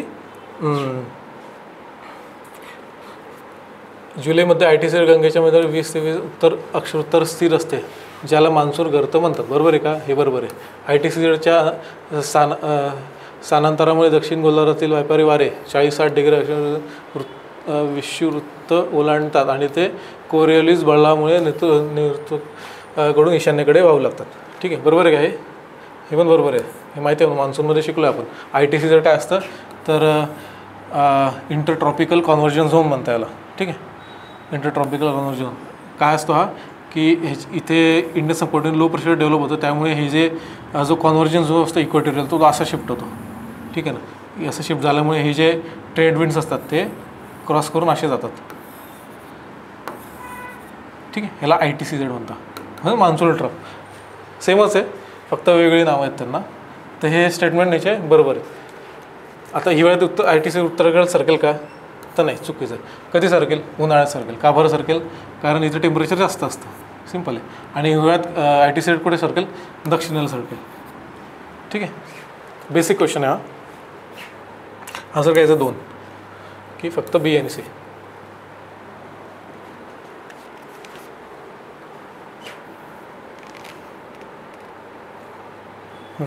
पुढचा क्वेश्चन इथं काय म्हणले, खालीलपैकी विधाने वाचा. पश्चिम किनारी मैदान हे जलमग्न किनारी मैदानाचे उदाहरण आहे. ठीक आहे, म्हणजे काय? The western coast plain are example of submerge coastal plain. ठीक आहे, पश्चिम किनारी मैदान मध्यभागी अरुंद आहे आणि उत्तर दक्षिणकडे रुंद होत जाते. पूर्व किनारी मैदान पश्चिम किनारी मैदानापेक्षा जास्त बंदरे आहेत. तर आता ईस्ट कोस्ट वेस्ट कोस्ट बघूया आपण. हा वेस्ट, हा ईस्ट. तर आपल्याला माहिती आहे हा काय आहे, हा हा असं हा जो आहे इमर्जिंग आहे आणि हा सबमर्जिंग आहे. का बरं? तर त्याचं बेसिक मेकॅनिझम आहे.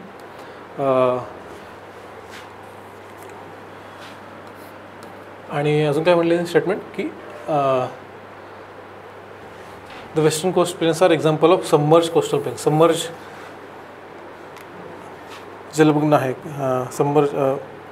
ठीक, हे बरोबर आहे का मग? हां बरोबर आहे, सबमर्ज आहे कारण हा सबमर्जिंग आहे, हा इमर्जिंग आहे कोस्ट.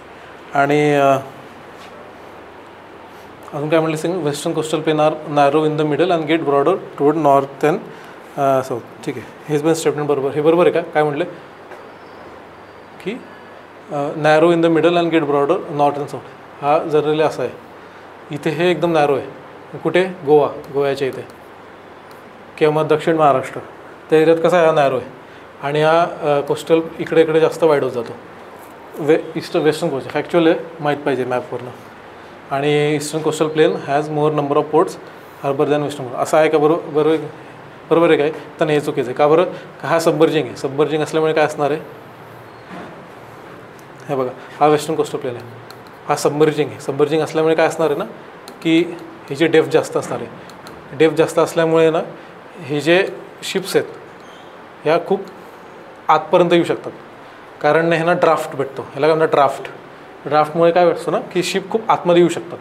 आतमध्ये येऊ शकल्यामुळे हा जो वेस्टर्न कोस्ट आहे इथे नंबर ऑफ जे बंदरे आहेत ते खूप जास्त प्रमाणात कम्पेअर टू ईस्ट. कारण हा इमर्जिंग असल्यामुळे काय होतं ना, की डेप्थ नाही भेटत जास्त. हा ईस्ट आहे समजा, डेप्थ नाही भेटत जास्त, तर मग इथे जे नैसर्गिक बंदरे या साईडला कमी आहेत.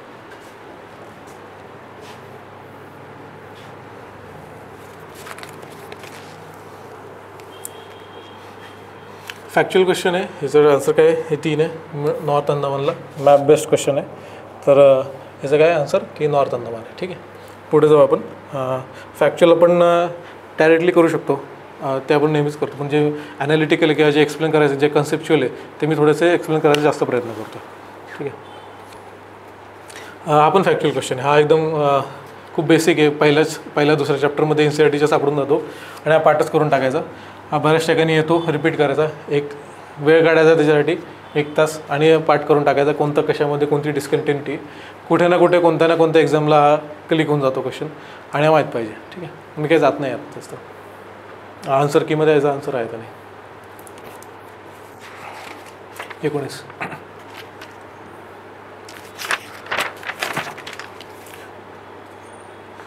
हा क्वेश्चन एलिमिनेट केला ॲक्च्युली. 20वर जाऊ आपण. हा महत्त्वाचा क्वेश्चन आहे, मॅप बेस्ड क्वेश्चन आहे, NCERT मधली डायग्राम आहे, ठीक आहे, NCERT मधली डायग्राम आहे. आणि काय म्हटलं ना की जगाच्या नक्षावरून तापमानाचे विवरण दाखवलं याच्यावर, आणि त्यावरून हा कोणता महिना आहे हे ओळखायचं आहे. खूप चॅलेंजिंग वाटतं की असा कसा मॅप आहे आणि एकदम कसं काय महिना ओळखायचा ना, पण सोपं आहे. काय याचं बेसिक रिझन काय असतं ना की जनरली हिवाळ्यात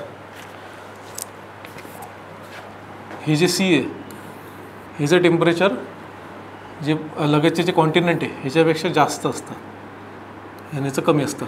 कारण काय, सिम्पल आहे, जी लँड असते म्हणजे जी जमीन असते ती लवकर तापते आणि लवकर थंड होते. आणि हिवाळ्यात माहिती आहे आपल्याला की लवकर थंड झाल्यामुळे हिवाळ्यात माहिती आहे आपल्याला की जे सूर्यकिरणं येतात हे लंबरूप पडतात, ठीक आहे. लंबरूप पडल्यामुळे कमी वेळ भेटतो दिवसाचा कमी वेळ भेटल्यामुळे ह्याचे जे रात्रीचा जो टाईम असतो तो जास्त असतो, रात्रीचा टाईम जास्त असल्यामुळे ही लवकर थंड होणार आहे, ठीक आहे. इन्सुलेशन सूर्याची किरणे कमी बसणार आणि जे लगतचं जे पाणी आहे हे थंड व्हायला वेळ घेणार आहे. थंड व्हायला वेळ गेल्यामुळे काय होणार आहे, ह्याचं टेम्परेचर कधी पण जी बाजूची जी लँड आहे त्याच्यापेक्षा कायम जास्त असणार आहे, ठीक आहे. त्याच्यावरनं मॅप कसा वाचायचा आता बघा, ही टेम्परेचर 10 डिग्री म्हणजे कुठे इथे 10 डिग्री आहे,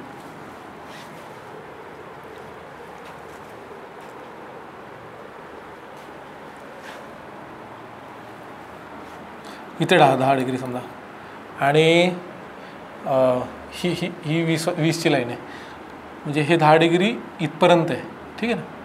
आणि हे बघा इथे पण तसं आहे, ही 0 डिग्री लाईन इथपर्यंत आहे, पण ही लँडला जमिनीला कंपेअर की ही तेच 0, म्हणजे इथे अशी लाईन टाकली तर इथे 0 डिग्री लाईनवर असणार आहे, पण इथे काय इथे असणार आहे समजा 10 असणार आहे.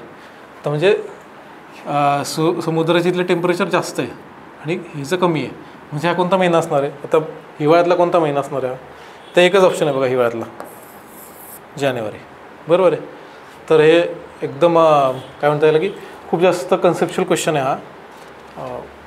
ह्याला बेसिक्स स्ट्रॉंग पाहिजे आणि जे कन्सेप्ट आहे जॉग्रफीचे त्या आपण पुन्हा रिवाईज केल्या पाहिजे. ह्याच्यासाठी एकच ऑप्शन आहे की NCERT वाचायची पूर्ण, GC लिओंग चांगलं वाचायचं आणि त्यातनं हे रिव्हिजन करत राहायचे सतत. आणि आपले जे बेसिक आहेत एकदा स्ट्रॉंग झाले ना तर असे क्वेश्चन लवकर सुटतात आणि हे हातचे मार्क असतात. पण बाकी मी हे एलिमिनेशनने आपण नाही सॉल्व्ह करू शकत, ह्याला जॉग्रफीचे कन्सेप्ट चांगले लागतात.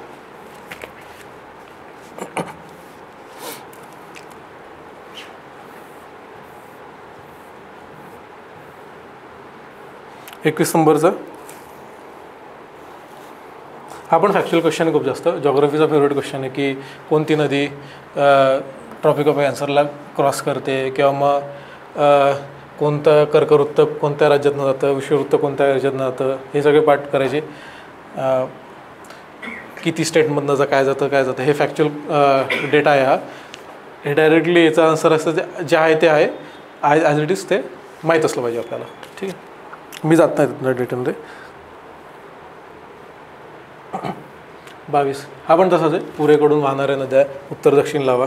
ह्याच्यासाठी मी तेच म्हटलं ना की जे थीमॅटिक आहे ना, थीमॅटिक मॅप आपले माहीत पाहिजे. एक नॉर्मल मॅप रिडिंग आणि थीमॅटिक म्हणजे नद्या कशा, उत्तर दक्षिण, पर्वत उत्तर दक्षिण, हे माहीत पाहिजे आपल्याला.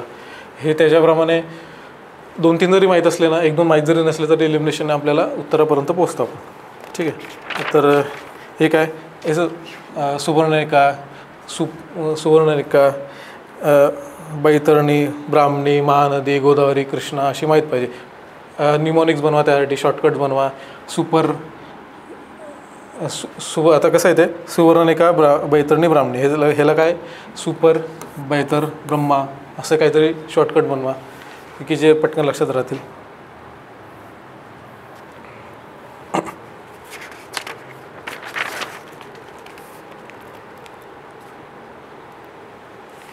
ते काय भारतातले कोणते वन प्रकार हे सर्वाधिक विस्तृत आहे, कोणता वन प्रकार सर्वाधिक विस्तृत आहे, तर आपल्याला माहिती आहे की भारत हा उष्णकटिबंधीय क्षेत्रात येतो. उष्णकटिबंधीय क्षेत्रात पण आपल्याकडे मान्सून हा हवामानाचा प्रकार आहे. मान्सून हवामानाचा प्रकार काय असतो की काही दिवस पाऊस म्हणजे वर्षातले काही दिवस पर्जन्यमान आणि काही दिवस कोरडा असतो, म्हणजे हिवाळ्याचा भाग कोरडा असतो. काही दिवस पाऊस असल्यामुळे काय असतं, जेव्हा शुष्क वातावरण असतं, शुष्क वातावरणात काय होतं की जे वनस्पती असतात ते त्यांचे पाने काय करतात की पानझडी असतात, ते म्हणजे आपले पाने विरघळून टाकतात, ते सोडून देतात. तर त्याच्यामुळे काय होतं की त्या कोरड्या वातावरणात त्यांना ते तग धरू शकतात आणि जगतात. आणि जेव्हा मग पाऊस पडतो परत त्यांना नवी पालवी फुटते वगैरे. तर मग आपल्याला माहिती आहे की आपला देशाचा उष्णकटिबंधीय आहे. बाकीचे भरपूर वन आहेत आपल्याकडे हिमालयात, जसं की आपण इकडे एव्हरग्रीन कुठे आहेत तर वेस्टर्न घाट वगैरे तिकडे गेलो तर एव्हरग्रीन आहे. सेमी एव्हरग्रीन तामिळनाडू साईडला, ईस्टर्न घाटला साईडला आहे. ट्रॉपिकल डेसिडियस हा सर्वात जास्त प्रकार आहे. कुठे वापरलं, पूर्ण भारतातल्या मोस्ट ऑफ द ठिकाणी भारत बघितलं तर सर्वात मोठा प्रकार हा डेसिडियस फॉरेस्ट आहे. ठीक आहे. आणि थॉर्नी कुठे वापरतं, इथं राजस्थान वगैरे किंवा हा मधला थोडासा बेल्ट असतो की जिथं काटेरी वने आढळतात आपल्याला. पण हा सर्वात जास्त प्रकार ह्याचा.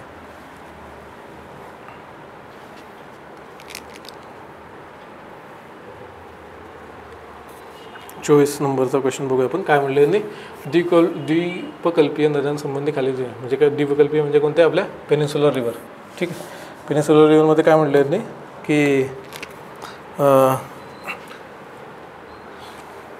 Peninsular rivers are characterise by fixed course, absence of meander and non perennial flow. ठीक आहे. आणि बी काय म्हणले यांनी, नर्मदा व्हॅली आणि तापी व्हॅली फ्लिप टू रिफ्ट व्हॅली. म्हणजे काय आपले मराठीला नर्मदा आणि तापी व्हॅली भ्रष्टकोऱ्यातनं वाहतात. ठीक आहे. आणि पुढे काय चंबल, सिंध, बेटवा, सोन ह्या बिलॉंग टू पेनिन्सुलर रिव्हर. तर हे हा फॅक्च्युअल आहे. काय चंबल, सिंध, बेटवा, सोन ह्या कोणत्या आहे, ह्या नॉर्थकडे जातात जनरली. म्हणजे आपले यमुना वगैरे ना हे त्याला जाऊन भेटतात. ठीक आहे ना. तर मग यमुना म्हणजे ही कोणती आली, यमुना कोणत्या नदीची उपनदी, गंगे. आणि या सगळ्या रिव्हर सिस्टमला काय म्हणतो आपण, हिमालय म्हणतो, हिमालयन. आणि बाकीच्या खालच्या ज्या आहेत त्यांना काय म्हणतो, पेनिन्सुलर म्हणतो आपण. तर मग ही आहे का, हा ऑप्शन एलिमिनेट होतो. ठीक आहे. आणि नर्मदा आणि हे तापी हे रिफ्ट व्हॅली हे पण आपल्याला माहिती आहे. हा पण ऑप्शन बरोबर आहे. आणि हां हे काय peninsular river character by fixed course, absence of meander. हां आपल्याला माहिती आहे की पेनिन्सुलर रिव्हर ज्या आहेत ना त्या जनरली नॉर्थ रिव्हर्स, हिमालयन रिव्हरसारख्या त्यांना गाळाचे मैदाने नाही भेटत. त्या ह्या कुठून वाहतात तर डेक्कन असं प्लॅट्यू त्याच्यावरनं वाहतात. तर तिथे जनरली काय की हार्ड असतो, जो सरफेस रॉक आहे तो हार्ड असतो. हार्ड असल्यामुळे काय असतं की जनरली नद्यांना मिअँडर करायला चान्स नाही भेटत आणि त्याचा कोर्स फिक्स असतात. जास्त त्यांचा फ्लो जो असतो, त्यांचा जो प्रवाह असतो तो एकाच पर्टिक्युलर जो फिक्स असतो तो फिक्स असतो. त्यामुळे हे जे आहे ते पेनिन्सुलर रिव्हर्स आहे. हिमालयांमध्ये तसं नसतं. हिमालयन नद्या शिफ्ट होतात. कारण का बरं, त्यांचे गाळाची मैदाने इरोजन लवकर होतं त्यांचं आणि ते सॉफ्ट सॉफ्ट असल्यामुळे त्यांना जास्त तिथे मिअँडर करायला जास्त चान्स असतो. ठीक आहे.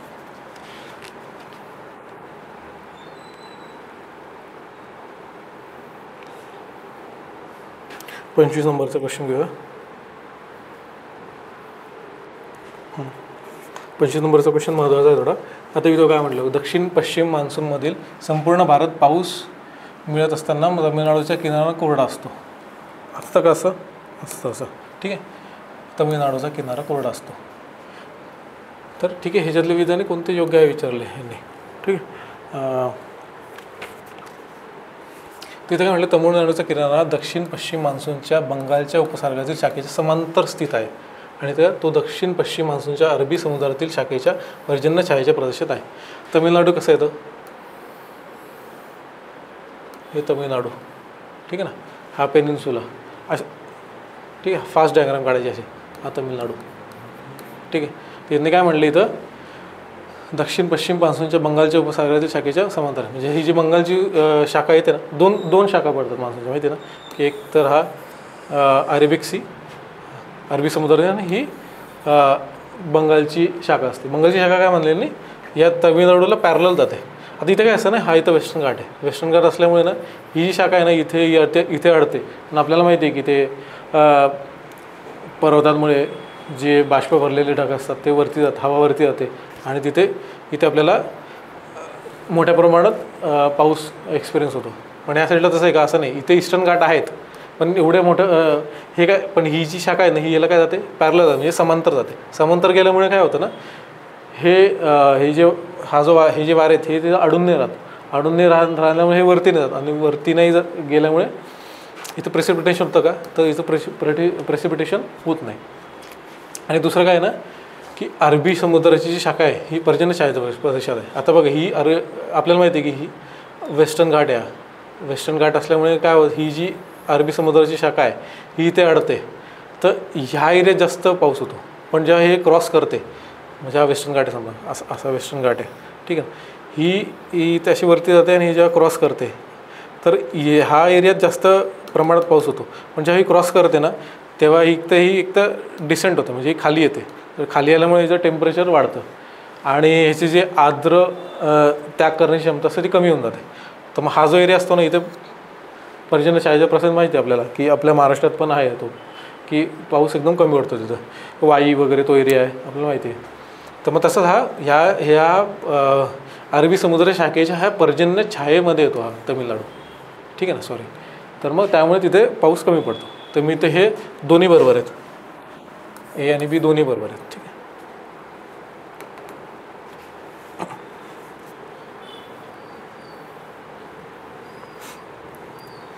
पुढचा क्वेश्चन बघूया आपण. सोपा क्वेश्चन आहे पण चुकू शकतो. कसा, आता बघू. म्हणजे काय म्हणलं, मृदा 25% खनिजे, 25% पाणी, 25% हवा. हां, ओके, हे आपण वाचलेलं असतं कुठेतरी. मृदा निर्मितीचे प्रक्रिया पेडोजेनेसिस म्हणता याला, ठीक आहे, पेडोजेनेसिस म्हणून ओळखली जाते. जेनेसिस, इथं जेनेसिस म्हणले, हे बघा कोणतंही इथे जेनेसिस आलं, जेनेसिस म्हणजे काय, जेनेसिस म्हणजे काय, जन्म.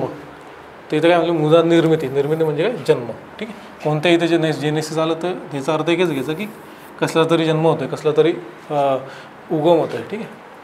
याला पेडोजेनेसिस म्हणून ओळखले जातं. हे बरोबर आहे, हे पण बरोबर आहे का, वाटतं आपल्याला पहिल्या वाचण्यात 25 वाचलेलं असतं, पण इथे चुकली. इथं काय पाहिजे, 50 पाहिजे, ठीक आहे ना. छोटी गोष्ट आहे, खूप सोपं आहे, पण एक्झामच्या ज्या प्रेशरमध्ये चुकू शकतं. आता याचा आन्सर काय, 2 आहे. का हे 2 आली, कारण का बरं, एक चुकतं आहे, एक चुकलेलं आहे.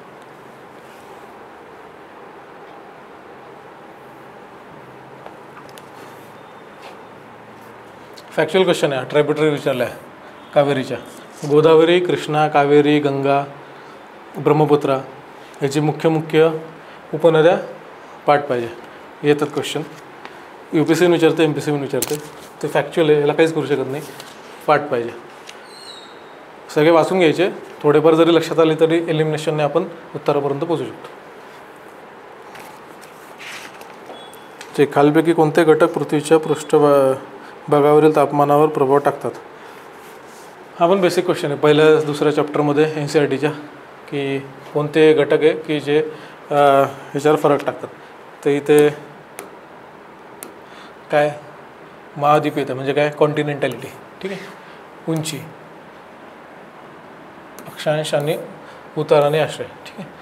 तर हे माहिती आहे आपल्याला, महाद्वीपीयता, कॉन्टिनेंटॅलिटी समुद्री भागात जे असते हे तापमान कमी असते. कॉन्टिनेंटॅलिटीमध्ये आपण जसं आत जातो तसं तापमान वाढत जातं. अक्षांश हे माहिती आहे आपल्याला काय, तर लॉन्जिट्युडिटी, तर जसं आता आपण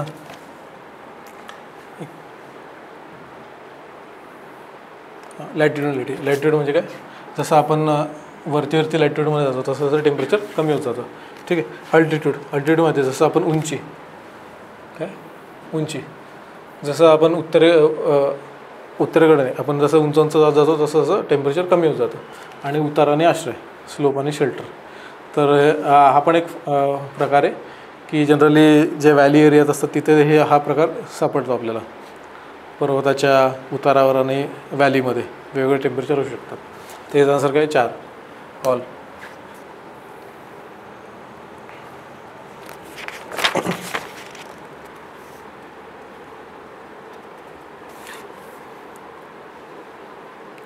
एकोणतीस क्वेश्चन पॉप्युलेशनवर आहे. 2011चा सेन्सस. मेन्समध्ये पहिले ऑब्जेक्टिव्ह होते तेव्हा पण भरपूर क्वेश्चन यायचे. आता पण एक्सपेक्टेड आहे की 2011 जनगणना मागच्या प्रिलिमला पण आले 2024च्या. यावेळेस पण 2-3 क्वेश्चन क्लिक होऊन जातात. जे जनरली महत्त्वाचे जे लोकसंख्येचे जे आहेत घटक ते माहीत पाहिजे. गणता परत त्याचे जे पहिले 5 आणि शेवटचे 5 आपल्याला माहीत पाहिजे. त्याच्याने आपण फॅक्च्युअल क्वेश्चन आहे, याला पण पाठांतराची गरज आहे. एकतर भारतात रिलेटेड आणि महाराष्ट्र रिलेटेड जे महत्त्वाचे आहे. 2011चा सेन्सस घ्यायचा. देवाकृपेने अजून पुढचा सेन्सस आलेला नाही आहे, तर मग 2011चा सेन्सस अजूनही चालू आहे, त्याच्यावरच क्वेश्चन येणार आहे. तर मग सोपा आहे पाठ करायला. तर त्याचे महत्त्वाचे जे आहेत ते पाठ करून घ्यायचे. ठीक आहे. पुढचा काय हां, which of the following process is responsible for generation of local winds in northern India called loo. ठीक आहे. लू काय माहिती आहे का तुम्हाला? लू जनरली नॉर्थ इंडियाची आहे ना,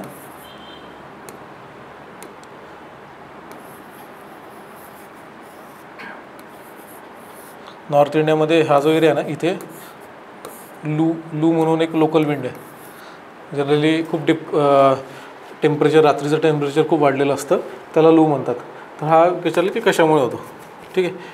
तर किरणोत्सर्जन, रेडिएशन, चालन म्हणजे कंडक्शन, संवहन, कन्व्हेक्शन आणि अभिवहन. तर याचा आन्सर आहे अभिवहन आहे. आपल्या याच्यात चुकलेलं आहे, पण याचा आन्सर अभिवहन आहे. आन्सर कीमध्ये 3 दिलं आहे, पण याचं 4 आन्सर आहे ॲक्च्युली. ॲडव्हेक्शन. ॲडव्हेक्शन म्हणजे काय की हे जे वारे आहेत, ॲडव्हेक्शन म्हणजे हॉरिझॉन्टल मुवमेंट असते. तर लूचं मेन कारण तेच आहे की हॉरिझॉन्टल मुवमेंटमुळे लू होत असतो. कंडक्शन म्हणजे काय की एकमेकाच्या कॉन्टॅक्टमध्ये आलं की कंडक्शन होतं. सायन्स अँड टेकमध्ये येतं आपल्याला. कन्व्हेक्शन म्हणजे काय की जी हवा असते या सरफेसला, जेव्हा सरफेसच्या जवळ असते ती हवा तापमान वाढतं आणि ती कन्व्हेक्शनमुळे अशी वरती जाते. आणि रेडिएशन माहिती आहे आपल्याला, रेडिएशनला मीडियमची गरज नसते, ही डायरेक्टली सरफेसवरनं रेडिएट आउट होतं पृथ्वीच्या सरफेसवरनं. तर मेन आन्सर याचं ॲडव्हेक्शन आहे.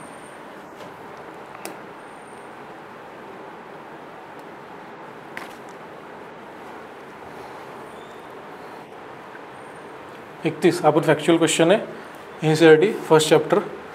हे हायपोथेसिस दिलेले आहेत, पाठ पाहिजे. ठीक आहे ना. महत्त्वाचे जरी केले. आता माझं हे लक्षात राहायचं की नेब्युलर म्हटलं की इमॅन्युअल कांत येतो. तर मग अशा गोष्टी माहीत पाहिजे आपल्याला.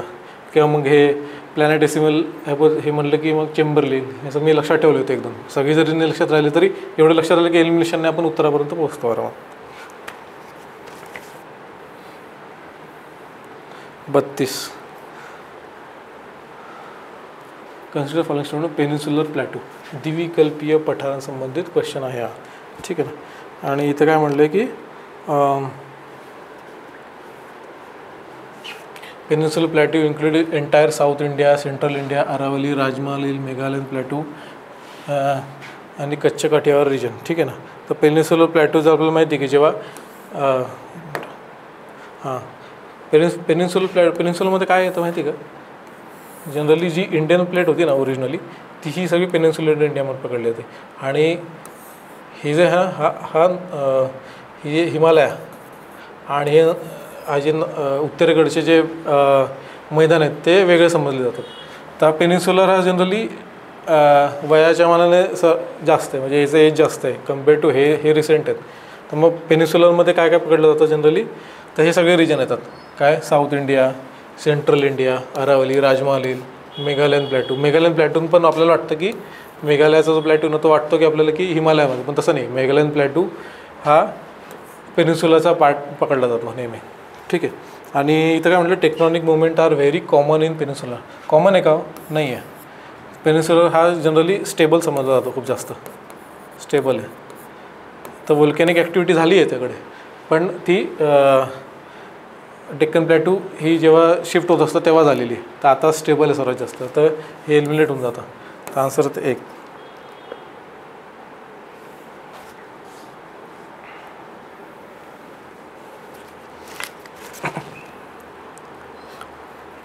हां, 33 नंबरचं काय? Andaman Nicobar island are continue Arakan Yoma. Arakan Yoma माहिती का कुठे आपल्याला? तर हा इंडिया आहे. ठीक आहे. बांगलादेश हा अंदमान निकोबार इथे. ठीक आहे. तर अराकॉनिमा इथे जनरली म्यानमारचा प्रदेश हा अराकॉनिमा म्हणतात त्याला.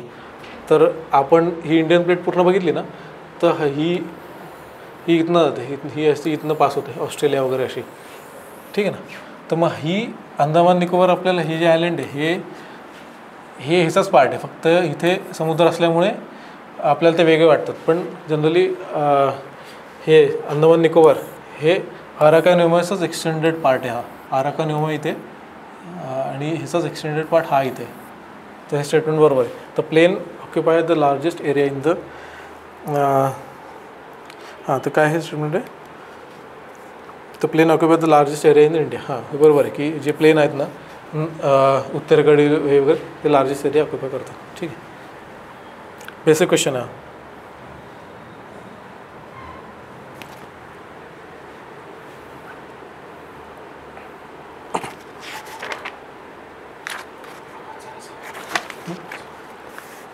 चौतीस नंबरचा question, which of the following represent the process of chemical weathering.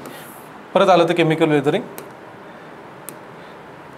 तर इथे हे पण इथे हे फिजिकल वेदरिंगचे प्रकार दिले आहेत.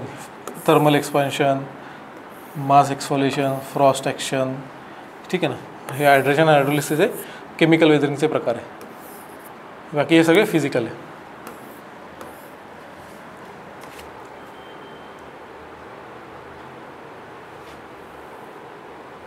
पस्तीस number, which of the following rock is transformed into marble. हा पण तेच रॉकचे टाईप्स आणि आपण लिस्ट बनवली होती त्यातलाच क्वेश्चन आहे हा. काय मार्बल, आपले मार्बल पण जास्त लक्षात राहतं आपल्या की काय लॅमस्टोन म्हटलं की मार्बल. हे सोपा क्वेश्चन होता. 36 नंबरचा question, consider following statement and identify the right one. ठीक आहे, इथं काय म्हटलं, low temperature and at poles cause air to expand. Low temperature बघा, हे क्वेश्चन ना केअरफुली वाचले पाहिजे मेन म्हणजे. का बरं, तर घाईघाईत वाचलं ना तर ह्याचं लॉजिक नाही लागत. याचं खूप काय म्हणतात ना की खूप जास्त कन्सेप्च्युअल अंडरस्टँडिंग असली पाहिजे या क्वेश्चनला, तर मग सुटतात. Low temperature at poles cause air to expand. ते लो टेम्परेचरमुळे एअर एक्सपॅन्ड होईल का? नाही होणार. सायन्स अँड टेकमध्ये शिकलं काय होणार, कॉन्ट्रॅक्ट होणार. आणि पोल हे इथपर्यंत स्टेटमेंट बरोबर आहे की low temperature at pole causes air to contract. तर मी इथे त्यांनी चुकवलं आहे. ठीक आहे ना, एक्सपॅन्डच्या ऐवजी काय पाहिजे, कॉन्ट्रॅक्ट पाहिजे.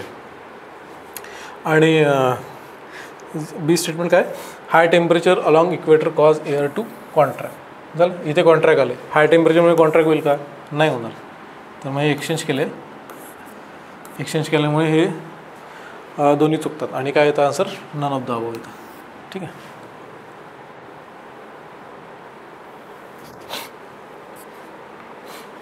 प्रायमरी इकॉनॉमी, हां इथे काय म्हटलं ते प्राथमिक व्यवसाय म्हणले. प्राथमिक व्यवसायावर ह्याच्यावर क्वेश्चन आहे. ठीक आहे, तर काय म्हटलं, primary economic activity not related directly to latitudinal. हां, तर महत्त्वाचा क्वेश्चन आहे बघा. खूप दोन ह्युमन जिओग्राफी आणि फिजिकल जिओग्राफीला कनेक्ट करतो. कसा, तर primary economic activity not related latitudinal location. Latitudinal location म्हणजे काय, इक्वेटर 0, 10, 15 ते वर नॉर्थकडे आपण जसं जातो तसं लॅटिट्युडनल लोकेशन आपण पकडूया. ठीक आहे. तर लंबरिंग आहे का, लंबरिंग लॅटिट्युडनल लोकेशनवर डिपेंडंट आहे का? आहे. कशी, इक्वेटर आपण म्हणतो इक्वेटरच्या एरियामध्ये जे इक्वेटरल रेल फॉरेस्ट आहे तिथं लंबरिंग होते का? नाही होत. कारण का बरं, की तिथे जो टाईप आहे वनांचा जो प्रकार आहे तो कसा आहे की सदाहरित आहे. आणि तिथे लंबरिंग करणं डिफिकल्ट आहे कारण खूप जास्त व्हरायटी आहे, एक युनिफॉर्म नाही आहे. वरती जसं नॉर्थला जातो आपण, जर अल्पाईन म्हणून एक वनाचा प्रकार. अल्पाईनमध्ये काय असतं ना की एका प्रकारची वने असतात सगळी, एका प्रकारची झाडे एका लॉटमध्ये असतात. त्यामुळे इथं लंबरिंग करणं सोपं असतं. आणि प्लस लाकडाचा जो प्रकार आहे तो सरळ असतो आणि जो व्यापारी आपल्या म्हणजे इकॉनॉमिक जास्त युजफुल आहे. तर मग फरक पडतो का? पडतो. फिशिंग पडतो का फरक? हो पडतो. कसा, इक्वेटरला फिशिंग ग्राउंड कमी आहेत. आपण नॉर्थकडे गेलो, आत्ता आपण बघितलं की ग्रँड बँक, जॉर्ज बँक, तर तिथे फिशिंग जास्त प्रमाणात आहे. ठीक आहे ना. आणि मायनिंगचा फरक पडतं का? हो नाही पडणार. का बरं? कारण मायनिंग आणि लॅटिट्यूड याचा काही संबंध नाही. मायनिंग इक्वेटरला पण होऊ शकते, मायनिंग पोलला पण होऊ शकते, इथे मध्ये पण होऊ शकते. का बरं? मायनिंग हे पृथ्वीच्या खडकांवर डिपेंड आहे ना की कुठे. आणि खडक हे लॅटिट्यूडप्रमाणे अरेंज केलेले का? नाही, फक्त हवामानातले प्रकार अरेंज केलेले. ॲग्रिकल्चर ऑब्व्हियसली ॲग्रिकल्चरला डिपेंड असतं. रेनफॉल आणि टेम्परेचर हे जसे लॅटिट्यूडप्रमाणे बदलतात तसं इथे ॲग्रिकल्चरला फरक पडतो. तर उत्तर काय याचं 3.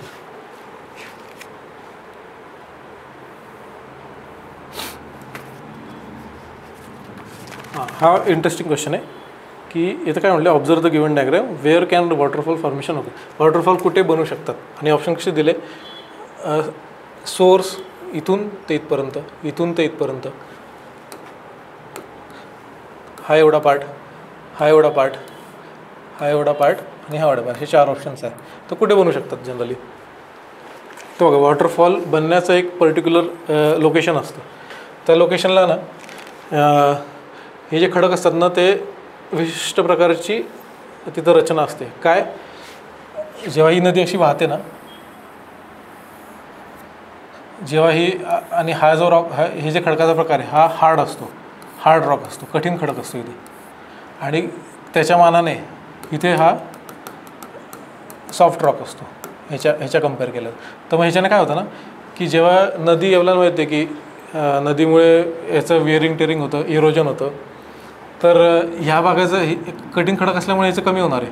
आणि जेव्हा ह्याचे जास्त होत असणार आहे, त्याचे जास्त झाल्यामुळे इथं काय होतं ना, की हे कालांतराने ह्या भागात जास्त प्रमाणात इरोजन होत जातं आणि हा भाग खाली धसत जातो. धसत गेल्यामुळे आणि हा तसंच राहतो. तर इथे एक वॉटरफॉल बनतो. तर हे पर्टिक्युलर लोकेशन असतं, ह्याला नॉच पॉईंट पण म्हणतात कधी कधी. नॉच पॉईंटमध्ये काय होतं की असे हे कॉम्बिनेशन बनतं. तर तिथेच वॉटरफॉल आपल्याला बनतो. वॉटरफॉल सगळीकडे नसतो पूर्ण नदीच्या प्रवाहात. तर इथे दिसतं का आपल्याला, इथे नाही आहे. इथे बघा, इथे दिसतो हा पॉईंट. ठीक आहे ना. तर उत्तर काय येईल याचं, अ आणि बच्या मध्ये, म्हणजे कुठे, हे आन्सर 2.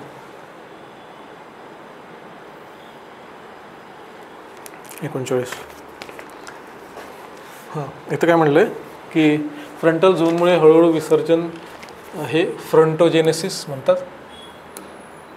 हे फ्रंटोजेनेसिस म्हणतात. आणि वेगवेगळ्या भौतिक गुणांच्या 2 वायू राशींना एकत्र आल्यामुळे प्रक्रियेला फ्रंटोलिसिस म्हणतात. आता आपण आत्ताच म्हटलं काय, जेनेसिस आलं, जेनेसिस आलं काय, जन्म. जेनेसिस म्हणजे काय, जन्म. आता इथं विसर्जन म्हणणं आहे. जन्म आणि विसर्जन सेम आहे का, नाही ना, अपोजिट आहे. सरळ करतं आपल्याला की वाचण्यातच कळतं की चुकीचं आहे. आणि इथे लिसिस म्हणजे काय, अंत. एक्सचेंज आहे, एक्सचेंज केले याचे ऑप्शन्स, दोन्ही चुकतात. ठीक आहे. आन्सर काय येतं याचं 4.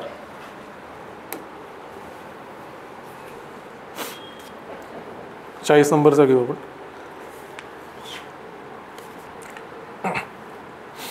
Consider the following statement regarding the high tide in low tide. High tide in low tide म्हणलं. ठीक आहे. भरती आवटी ह्याचे प्रकार माहिती आहे आपल्याला. 2 प्रकार येतात, भरती आणि आवटी. पृथ्वी, चंद्र, सूर्य. ठीक आहे. किंवा पृथ्वी,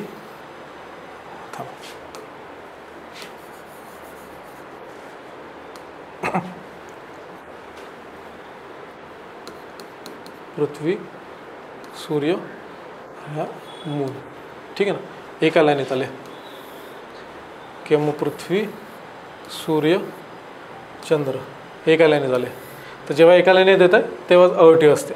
कुठे, इथे, इथे. किंवा इथे पृथ्वी म्हटली की इथे, इथे. आणि आवटी कधी येणार, उलट. पृथ्वी, चंद्र, सूर्य. इथे काय असणार आहे, इथं आवटी असणार आहे. कारण गुरुत्वाकर्षण बल अपोजिट साईडला आहे. एका लाईनीत असल्यामुळे काय होतं, गुरुत्वाकर्षण बल एका साईडला पूर्ण जातं, हे असं. ठीक आहे ना. त्यामुळे इथं आवटी आहे. हे आपलं बेसिक आहेत, जिओग्राफीचे कन्सेप्ट आहेत. हे येऊन जाईल आन्सर याचं.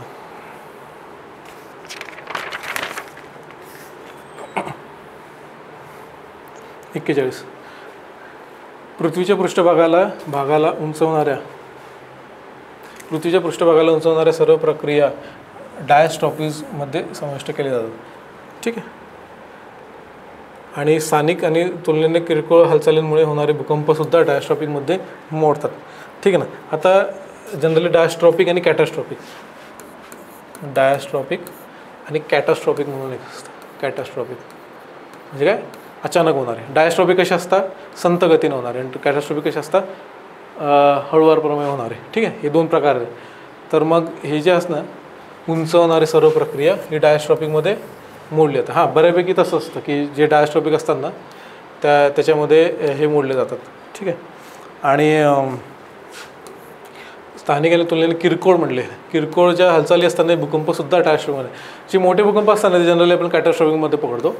पण जे किरकोळ असतात ना, किरकोळ जेव्हा ही जी प्रोसेस असते तेव्हा किरकोळ भूकंपाची एक सिरीज चालू असते, मग त्याला पण आपण डायस्ट्रॉपिकमध्ये पकडू शकतो. तर मग हे पण ऑप्शन बरोबर येतं. हे आपल्याला वाटू शकतं चुकीचं, पण हे जास्त बारीक सेट केलेलं आहे ऑप्शन. इथं आपण भूकंप वाचून चुकीचं म्हणू शकतो, पण हे जरा बारीक वाचलं तर मग आपल्याला लक्षात येते या गोष्टी. ठीक आहे. 40 सेकंड. इथे काय म्हणले, मुंबई येथील दमट हवामुळे सुती वस्त्रोद्योगास पूरक आहे. उद्योगास मोठ्या प्रमाणात पाणी आवश्यक असते. ठीक आहे. आता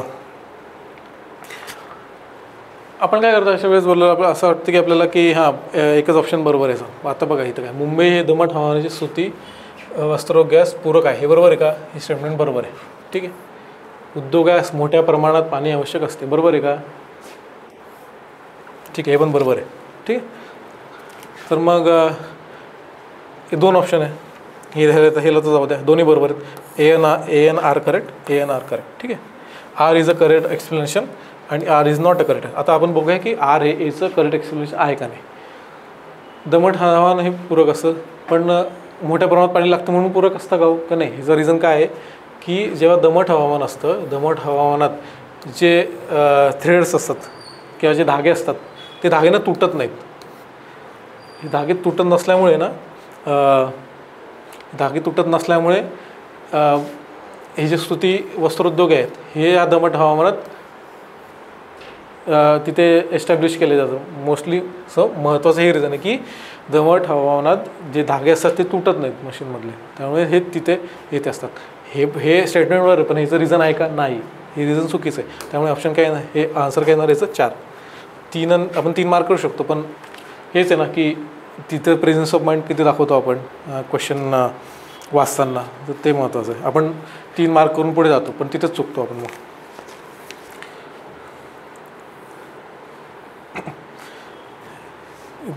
पुढचा क्वेश्चन घेऊयात. 43 काय म्हटलं यांनी की हां, जेथे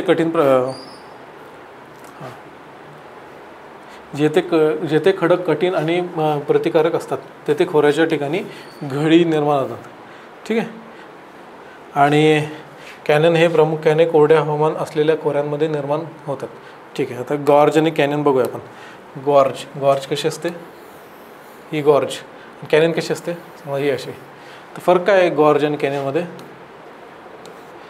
गॉर्जमध्ये ना जनरली हे जे खडक असतात ना हे हार्ड असतात. ठीक आहे. आणि नदी जी असते ना ती तिच्या यंग स्टेजमध्ये असते, तारुण्यात असते. त्यामुळे हे जे व्हर्टिकल इरोजन जास्त असतात, म्हणजे ही इथे जास्त इरोजन हे इथे जास्त होत असतात, त्यामुळे इथे घळी बनतात. ठीक आहे. आणि हे कठीण खडक प्रकार असतात. हां, हे खडक जे आहे कठीण असतात. ठीक आहे. 2 रिझन असतात त्याला, त्यामुळे हे इथं गॉर्ज बनली जाते. एक्झाम्पल काय, इंडस गॉर्ज. सिंधू नदीला गॉर्जेस आहेत, त्याचं एक एक्झाम्पल आहे. आणि हे कॅनन कुठे बनतं की जिथे कोरड्या हवामान प्रकार असलेल्या खोऱ्यांमध्ये निर्माण होते. कोरड्या हवामानात काय असतं ना की लॅटरल इरोजन जास्त असतं. आणि ठीक आहे ना. आणि हेच एक्झाम्पल काय, कॅनियन, ग्रँड कॅनियन आहे अमेरिकेतली, ग्रँड कॅनियन याचं एक्झाम्पल आहे.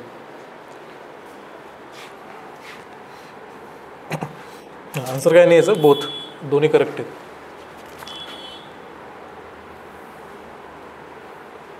फॅक्च्युअल आहे आपण सेकंड. ह्याचं काय, हे पाठ पाहिजे 7516.6. ठीक आहे. 45 क्वेश्चन घेऊ आपण. धारवाड रॉक्सवर आहे. धारवाड जे आहेत ना, खूप फॅक्च्युअल इन्फॉर्मेशन दिलेली आहे, तर मोस्टली खूप जास्त चुकत नाही अशा बाबतीत. आहे आपल्याला कळतं की they are the oldest metamorphic rock, असं सगळे दिले त्यांनी. ओल्डेस्ट म्हटलं आहे, they are form due to the metamorphism, sediment, archaean जे गिनीज ठीक आहे, फॅक्च्युअल आहे, मेटामॉर्फिकवर दिले समजा. They contain the valuable minerals like high grade iron ore manganese copper gold. ठीक आहे, they were name so because they are were first study by Dharwad region, कर्नाटकचा जो धारवाड रिजन आहे ना, तर वेगळे आपण खडकांचे प्रकार वाचतो, त्यात हे सगळं कवर होतं. फॅक्च्युअल म्हणता येईल आपल्याला ह्याला, पण मग खूप जास्त डिटेल पण असण्याची, म्हणजे बारीक बारीक नाही चुकवलं जाणार, किंवा आयर्न दिले मॅग्नीज नसणार, किंवा मग कॉपर आहे हे लीड नसणार का, तर अशा गोष्टींवर जास्त डाऊट नाही घ्यायचा, बरोबरच पकडायच्या गोष्टी या. आणि बाकी हे 2.58 ह्यात पण मला नाही वाटत की खूप जास्त चुकवतात ते. तर एक बेसिक माहीत पाहिजे की वेगळे प्रकार माहीत असले ना, आपण एलिमिनेशनने वगैरे बरोबर याचं आन्सर काढतो. ठीक आहे, आणि ह्याचं काय ऑल ऑफ द अबव.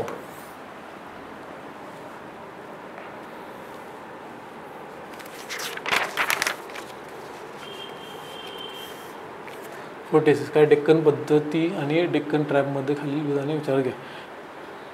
ठीक आहे, काय भारतीय प्लेट गोंडवानापासून फुटल्यानंतर, भारतीय प्लेटपासून फुटल्यानंतर युरेशियाच्या प्लेटकडे उत्तरेकडे जाताना हिंदी महासागरात रियुनियन हॉटस्पॉट आल्यामुळे निर्माण झालेलं आहे. बरोबर आहे का, हे वाचलेलं आहे आपण. ठीक आहे ना, की जेव्हा इंडियन प्लेट होती, ही इंडियन प्लेट आहे, ही उत्तरेकडे सरकते, हे युरेशिया. ठीक आहे ना, इथे जेव्हा ती पास होत होती हिंदू महासागरात, तेव्हा इथे एक रियुनियन हॉटस्पॉट होता. रियुनियन हॉटस्पॉटमधनं जेव्हा ज्वालामुखी बाहेर आला, तेव्हा ह्या एरियामध्ये लावा पसरला, आणि त्याला काय म्हणतो आपण, डेक्कन ट्रॅप म्हणतो. ठीक आहे ना, दख्खनचे पठार कशावर बनले, ह्याच्यावर बनले. रियुनियन हॉटस्पॉट होता तो. जेव्हा इंडियन प्लेट अशी पास होत होती, तेव्हा ह्या हॉटस्पॉटवर जेव्हा ती आली, तेव्हा इथे ज्वालामुखीचे उद्रेक झाला, आणि ह्या ठिकाणी डेक्कन हे आपल्या दख्खनचे पठार फॉर्म झाले. ठीक आहे, ट्रॅप म्हणतात, कारण स्वीडिश भाषेत याचा अर्थ पायरी असा आहे. ट्रॅप म्हणजे कसं, आपण महाबळेश्वरला गेलो आहे, महाबळेश्वरला गेल्यावर आपल्याला असे ट्रॅप हे दिसतात, असे पट्टे दिसतात. ठीक आहे ना, किंवा कोणत्याही आपण वेगवेगळ्या ठिकाणी जातो, तर व्हॅलीमध्ये आपल्या इकडेच दख्खनामध्ये, तर असे पट्टे दिसतात. तर हे काय ना, हे जेव्हा हे वेगवेगळ्या सिरीजमध्ये हे ज्वालामुखीचा उद्रेक झालेला आहे. हे समजा 100 वेगवेगळ्या वर्षी वेगळ्या ड्युरेशनमध्ये झालेलं आहे, त्यामुळे असे ट्रॅप बनले. ट्रॅप म्हणजे काय, पायऱ्या. तर हे पण बरोबर यायचं. ठीक आहे, आणि सी काय की डेक्कन ट्रॅपची जाडी पश्चिमेकडून पूर्वेकडे वाढते. पश्चिमेला सुमारे 3000 मीटर, पूर्वेला 150. असं हवे का हो, तर नाही असं.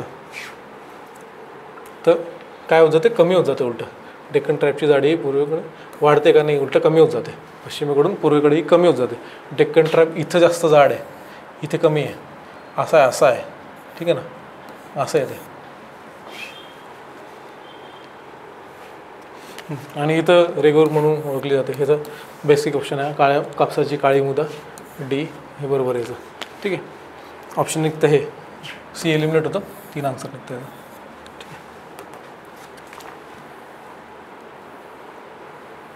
27 मोठी डायग्राम दिलेली आहे. भारतीय महासागरात द्विध्रुवाचा कोणता टप्पा दर्शवतो, म्हणजे कोणता इंडियन ओशन डायपोलचा कोणता प्रकार आहे. तर इंडियन ओशन डायपोल हे पण आहे तसंच लक्षात ठेवायचं. इकडे गरम असलं, इकडे थंड असलं, तर हा कोणता झाला, हा पॉझिटिव्ह झाला. ठीक आहे ना, पॉझिटिव्ह प्रकार झाला. आणि इकडे जर उलट असले, इथं थंड आणि इकडे गरम, निगेटिव्ह. अजून एक क्वेश्चन विचारू शकता, जेव्हा इंडियन ओशनचा हा जो इंडियन ओशन डायपोल पॉझिटिव्ह असल्यावर मान्सून कसा असतो, तर जेव्हा पॉझिटिव्ह असतो तेव्हा मान्सून स्ट्रॉंग असतो. ठीक आहे, एवढं 2-3च गोष्टी लक्षात ठेवायच्या, जास्त डीपमध्ये पण नाही जायचं. मोस्टली प्रिलिमला तरी असं एवढ्या लेवलपर्यंत विचारतात. मेन्सला बघू आपण कसे क्वेश्चन येतात त्याच्यावर.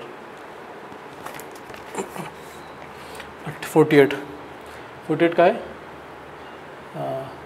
मान्सूनच्या आगमनाबद्दल खाली विधाने दिलेली आहे. तर सेम क्वेश्चन आहेत, ITCZ वगैरे, westerly jet, easterly jet, NCERT मधले बेसिक आहेत. परत त्याच्यावर एक क्वेश्चन आहे, चांगली त्याचे काय बेसिक एकदम चांगलं करायचं. NCERTचे खूप वेळा रिव्हिजन करायच्या, आणि जोपर्यंत ते कळत नाही, जोपर्यंत त्या फॅक्च्युअल गोष्टी आपल्यात जात नाही, तोपर्यंत ह्या गोष्टी टॅकल नाही, हे पाठ करून नाही होत. हे फक्त हे मासे क्वेश्चन कुठे जरी आले ना आपले चुकत नाही. मग एकदाच करायचं आणि चांगलं करायचं. मग मी जसं काही डीपने जात नाही. याचा आन्सर काय 4 आहेत. ऑल ऑफ द अबव्ह आहेत. सगळे स्टेटमेंट बरोबर आहेत. हिस्टोलॉजी डिस्टोलॉजी मेकॅनिझम एकदा बघून घ्या परत. ठीक आहे. हां, इथे आहे प्रायमरी, तृतीयक व्यवसाय, प्रथम वगैरे, प्रायमरी, सेकंडरी, टर्शरी. तिथे हे काय हा कोणता येईल? संसाधनांचा वापर हा सेकंडरी येईल. पक्का माल, हे पक्का माल पण सेकंडरीमध्ये येईल. कच्चा माल हा प्रायमरीमध्ये येईल. माल वाहतूक हे काय हे टर्शरीमध्ये येईल. का बरं? माल वाहतूक सर्व्हिस सेक्टर आहे. सर्व्हिस सेक्टर त्या कुठे येईल? टर्शरीमध्ये येईल. ठीक, ह्याचा आन्सर निघतं.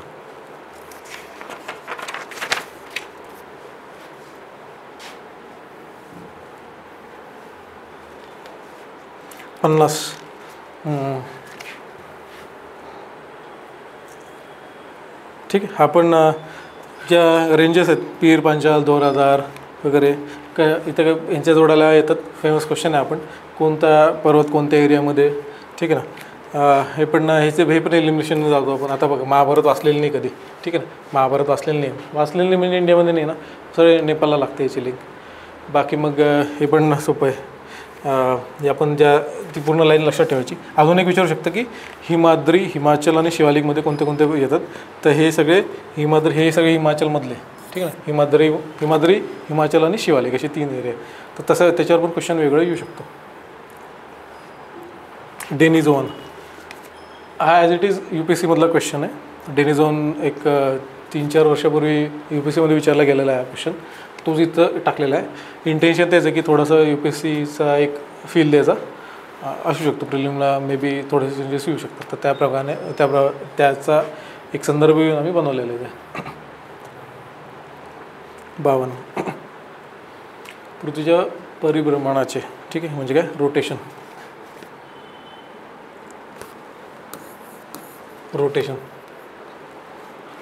ठीक आहे. पृथ्वीच्या परिभ्रमणाने खालीपैकी कोणते परिणाम होतात? कोणते होतात? रोटेशनमुळे काय होतं? हे सगळे होतात. काय? दिवस रात्रीचे चक्रे, ऋतू. ठीक आहे ना. कोरिओलिस हे वरील सर्व होतात. ठीक आहे. All of the above answer.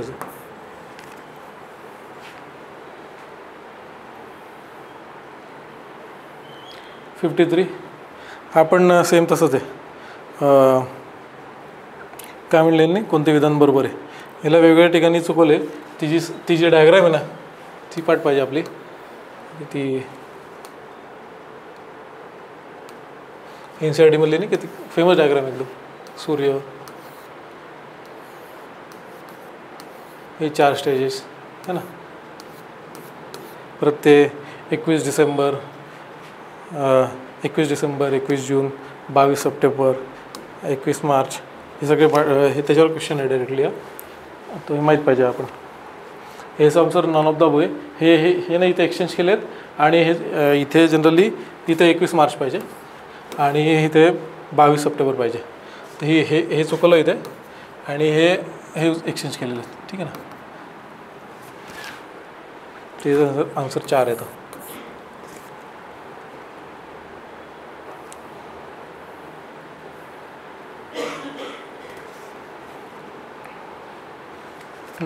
हा पण फॅक्च्युअल क्वेश्चन आहे की इक्वेटर कशातनं किती ह्याच्यातनं पास होतो.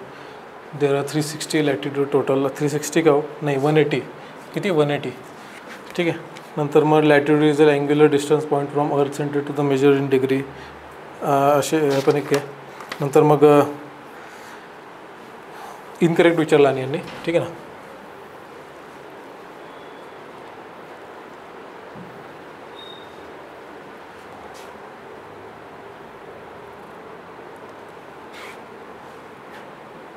इनकरेक्ट इथे समजा आपल्याला हा चुकीचा ऑप्शन आहे. बाकी मग हा पण फॅक्च्युअल आहे. हे दोन्ही पण बरोबर आहेत. ब्राझील आहेत. या गोष्टी लक्षात पाहिजे की कोणता इक्वेटर कशातनं पास होतो. ट्रॉपी ऑफ कॅन्सर, कॅप्रिकॉर्न कशातनं पास होतो वगैरे. ठीक आहे.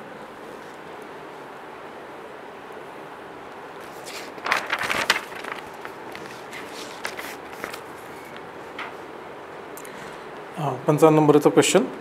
खालीलपैकी कोणते घटक पृथ्वीच्या व पृष्ठभागावरून गतिमान बदल घडवून आणण्यास जबाबदार आहेत. ठीक आहे, यात सगळेच येते नाही का, कोणते बदल घडवून आणू शकतात. हे इथं जनरली तेच आहे की ऑप्शन वाचायचा, करू शकता का विचारले, जबाबदार आहेत. शक्यता असली की बरोबर पकडायचं, शक्यता असली की बरोबर पकडायचं. ठीक आहे, तर आहेत का हे सगळे बरोबर येतात. तुम्ही चेक करून बघा की सगळे बरोबर येतात ऑप्शन्स. ठीक, ऑप्शन हे 4 याचा आन्सर आहे.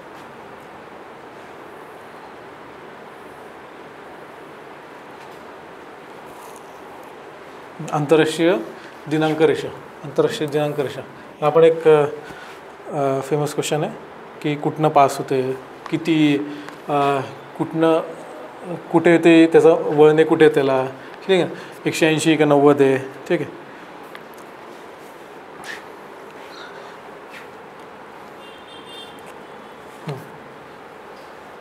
तर आंतरराष्ट्रीय दिनांक रेषा.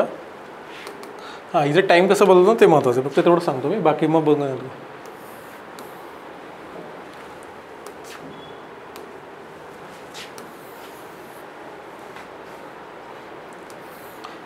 ही 180वर आहे. ठीक आहे, समजा China, Australia, north America, south America. ठीक आहे, तर इथं काय म्हणलं ना की जेव्हा आपण सिम्पल आहे बघा. आता आपण जेव्हा पृथ्वी फिरते आपल्याला माहिती आहे की आधी इथे दिवस पकडला जातो आधी, आणि जशी जशी आपण पृथ्वी अशी फिरते, ठीक आहे ना, जशी जशी फिरते आणि जशी जशी पृथ्वी फिरते तसं तसं हा जे दिवस आहे शिफ्ट होत जातो. समजून घ्या इथं 16 तारीख आहे. ठीक आहे ना, इथे 16 तारीख आहे. ही 16 तारीख ही समजा आत्ता इथे लागली, तर ही जेव्हा आपण पृथ्वी फिरते फिरते फिरते, ठीक आहे, आणि इथे 16 तारीख जेव्हा लागेल तेव्हा इथे ऑलरेडी 17 झालेली असणार आहे ना, 17 झालेली असणार आहे जेव्हा इथे 16 लागेल. तर आपण जेव्हा ही क्रॉस करतो ना तेव्हा आपल्यात जो हे म्हणजे वेळ तो वाढलेला असतो. म्हणजे इथे 16 तारीख असताना आपण समजा क्रॉस करायला चालू केलं आणि इथे जेव्हा पोचतो ते तर ऑलरेडी 17 झालेली असते है ना. तर मग इथे एका दिवसाचा आपला तोटा होतो, बरोबर ना की. हे जे स्टेटमेंट आहे ना की आंतरराष्ट्रीय दिनांक रेषा पूर्वेकडून पश्चिमेकडे गेले तर एक दिवस पुढे असतो, ठीक आहे ना, हे चुकीचं आहे. मग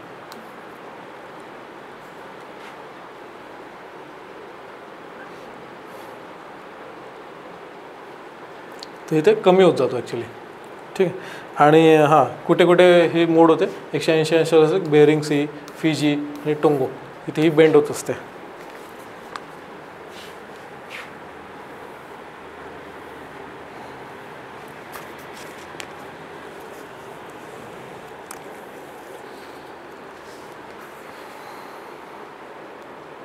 variation in the length of day time. हां इथे हे विचारले बघा, ऋतूनुसार दिवस रात्रीच्या कालावधीत होणारे बदल, खाली कारणे विचारली त्याची. ठीक आहे, हा पण बेसिक क्वेश्चन आहे, GC-11मधले क्वेश्चन आहे ते डायरेक्टली, की दिवस आणि रात्रीचे चक्र, ऋतू कसे बदलतात, रोटेशन आणि रिव्हॉल्युशन याच्यामुळे काय फरक पडतो.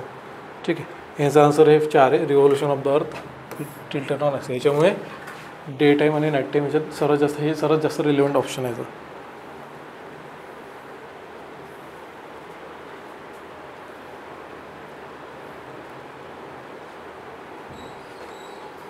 58 ऑप्शन बघूया आपण की हे थेरीज दिलेले आहे, लँडफॉर्म फॉर्मेशनच्या थेरीज दिले आहे. हे अशा वाचायला खूप अवघड वाटतात आपल्याला. ठीक आहे, तर प्लेट टेक्टॉनिक्स हे ठीक आहे, हे डायरेक्टली इंग्लिश आहे, पण हे संवहित प्रवाह सिद्धांत, मॅन्टल ब्लूम सिद्धांत, महाद्वीपीय विस्थापन सिद्धांत म्हणजे काय की कॉन्टिनेंटल ड्रिफ्ट थेअरी. ठीक आहे, continental drift theory, continental drift theory. तर ही संवही प्रवाह म्हणजे काय convection current theory, continental drift theory, plate tectonic theory, PTT, mantle plume. हा थोडासा वेगळा वाटतो. ठीक आहे, तर हे माहिती आहे आपल्याला याचं की कॉन्टिनेंटल ड्रिफ्ट थेअरी कोणी दिली ती वेगनरला दिली ती, वेगनर आणि कॉन्टिनेंटल ड्रिफ्ट थेअरी हा फिक्स ऑप्शन आहे. ठीक आहे, नंतर पुढचं हां प्लेट सव्वीस म्हणजे काय convection current theory. Convection current theory Arthur होम्सला अटॅच होते. ठीक आहे. बाकी मग हे थोडे वेगळे वाटू शकतात, पण हे दोन जरी आपण काढले ना तरी पण उत्तर निघतं याचं. ठीक आहे. आन्सर काय याचं 4 आहे. आणि अजून एक आहे हॅरी हेस म्हणून आहे. हॅरी हेस. त्या हॅरी हेसला कुठे आपण लिंक करायचं, सी फ्लोर स्प्रेडिंग.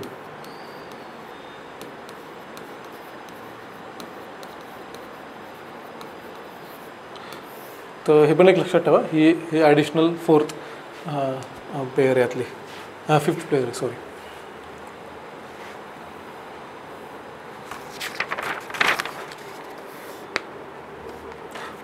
पण हा फॅक्च्युअल आहे आपण क्वेश्चन. ठीक आहे ना. फॅक्च्युअल क्वेश्चन आहे, डायरेक्टली आन्सर निघतं याचं, माहीत पाहिजे. नंतर 60 नंबर हां हे सिस्मिक वेव्हवर आहे. Primary wave, secondary wave.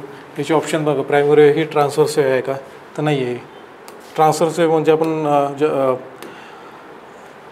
Science and टेकमध्ये शिकतो की ट्रान्सव्हर्स वेव्ह कशी असते, ही अशी असते ट्रान्सव्हर्स वेव्ह. लॉन्जिट्युडनल वेव्ह कशी असते, अशी असते. ट्रान्सव्हर्स वेव्हमध्ये पार्टिकल जे असतो तो अप अँड डाऊन मुवमेंट असते याची. आणि लॉन्जिट्युडनल वेव्हमध्ये काय टू अँड फ्रो असते, हॉरिझॉन्टल मुवमेंट असते पार्टिकलची. ठीक आहे. हे त्याच्यावरच सगळे सेट केलेले. प्रायमरी वेव्ह कशी असते, प्रायमरी ट्रान्सफर असते का, नाही. प्रायमरी वेव्ह कधी पण ही लॉन्जिट्युडनल वेव्ह असते, ही प्रायमरी वेव्ह. सेकंडरी वेव्ह जी असते ती ट्रान्सफर वेव्ह असते नेहमी. ठीक आहे. Primary wave is wave is lowest in solid velocity. Primary lowest असू शकते का, नाही आहे.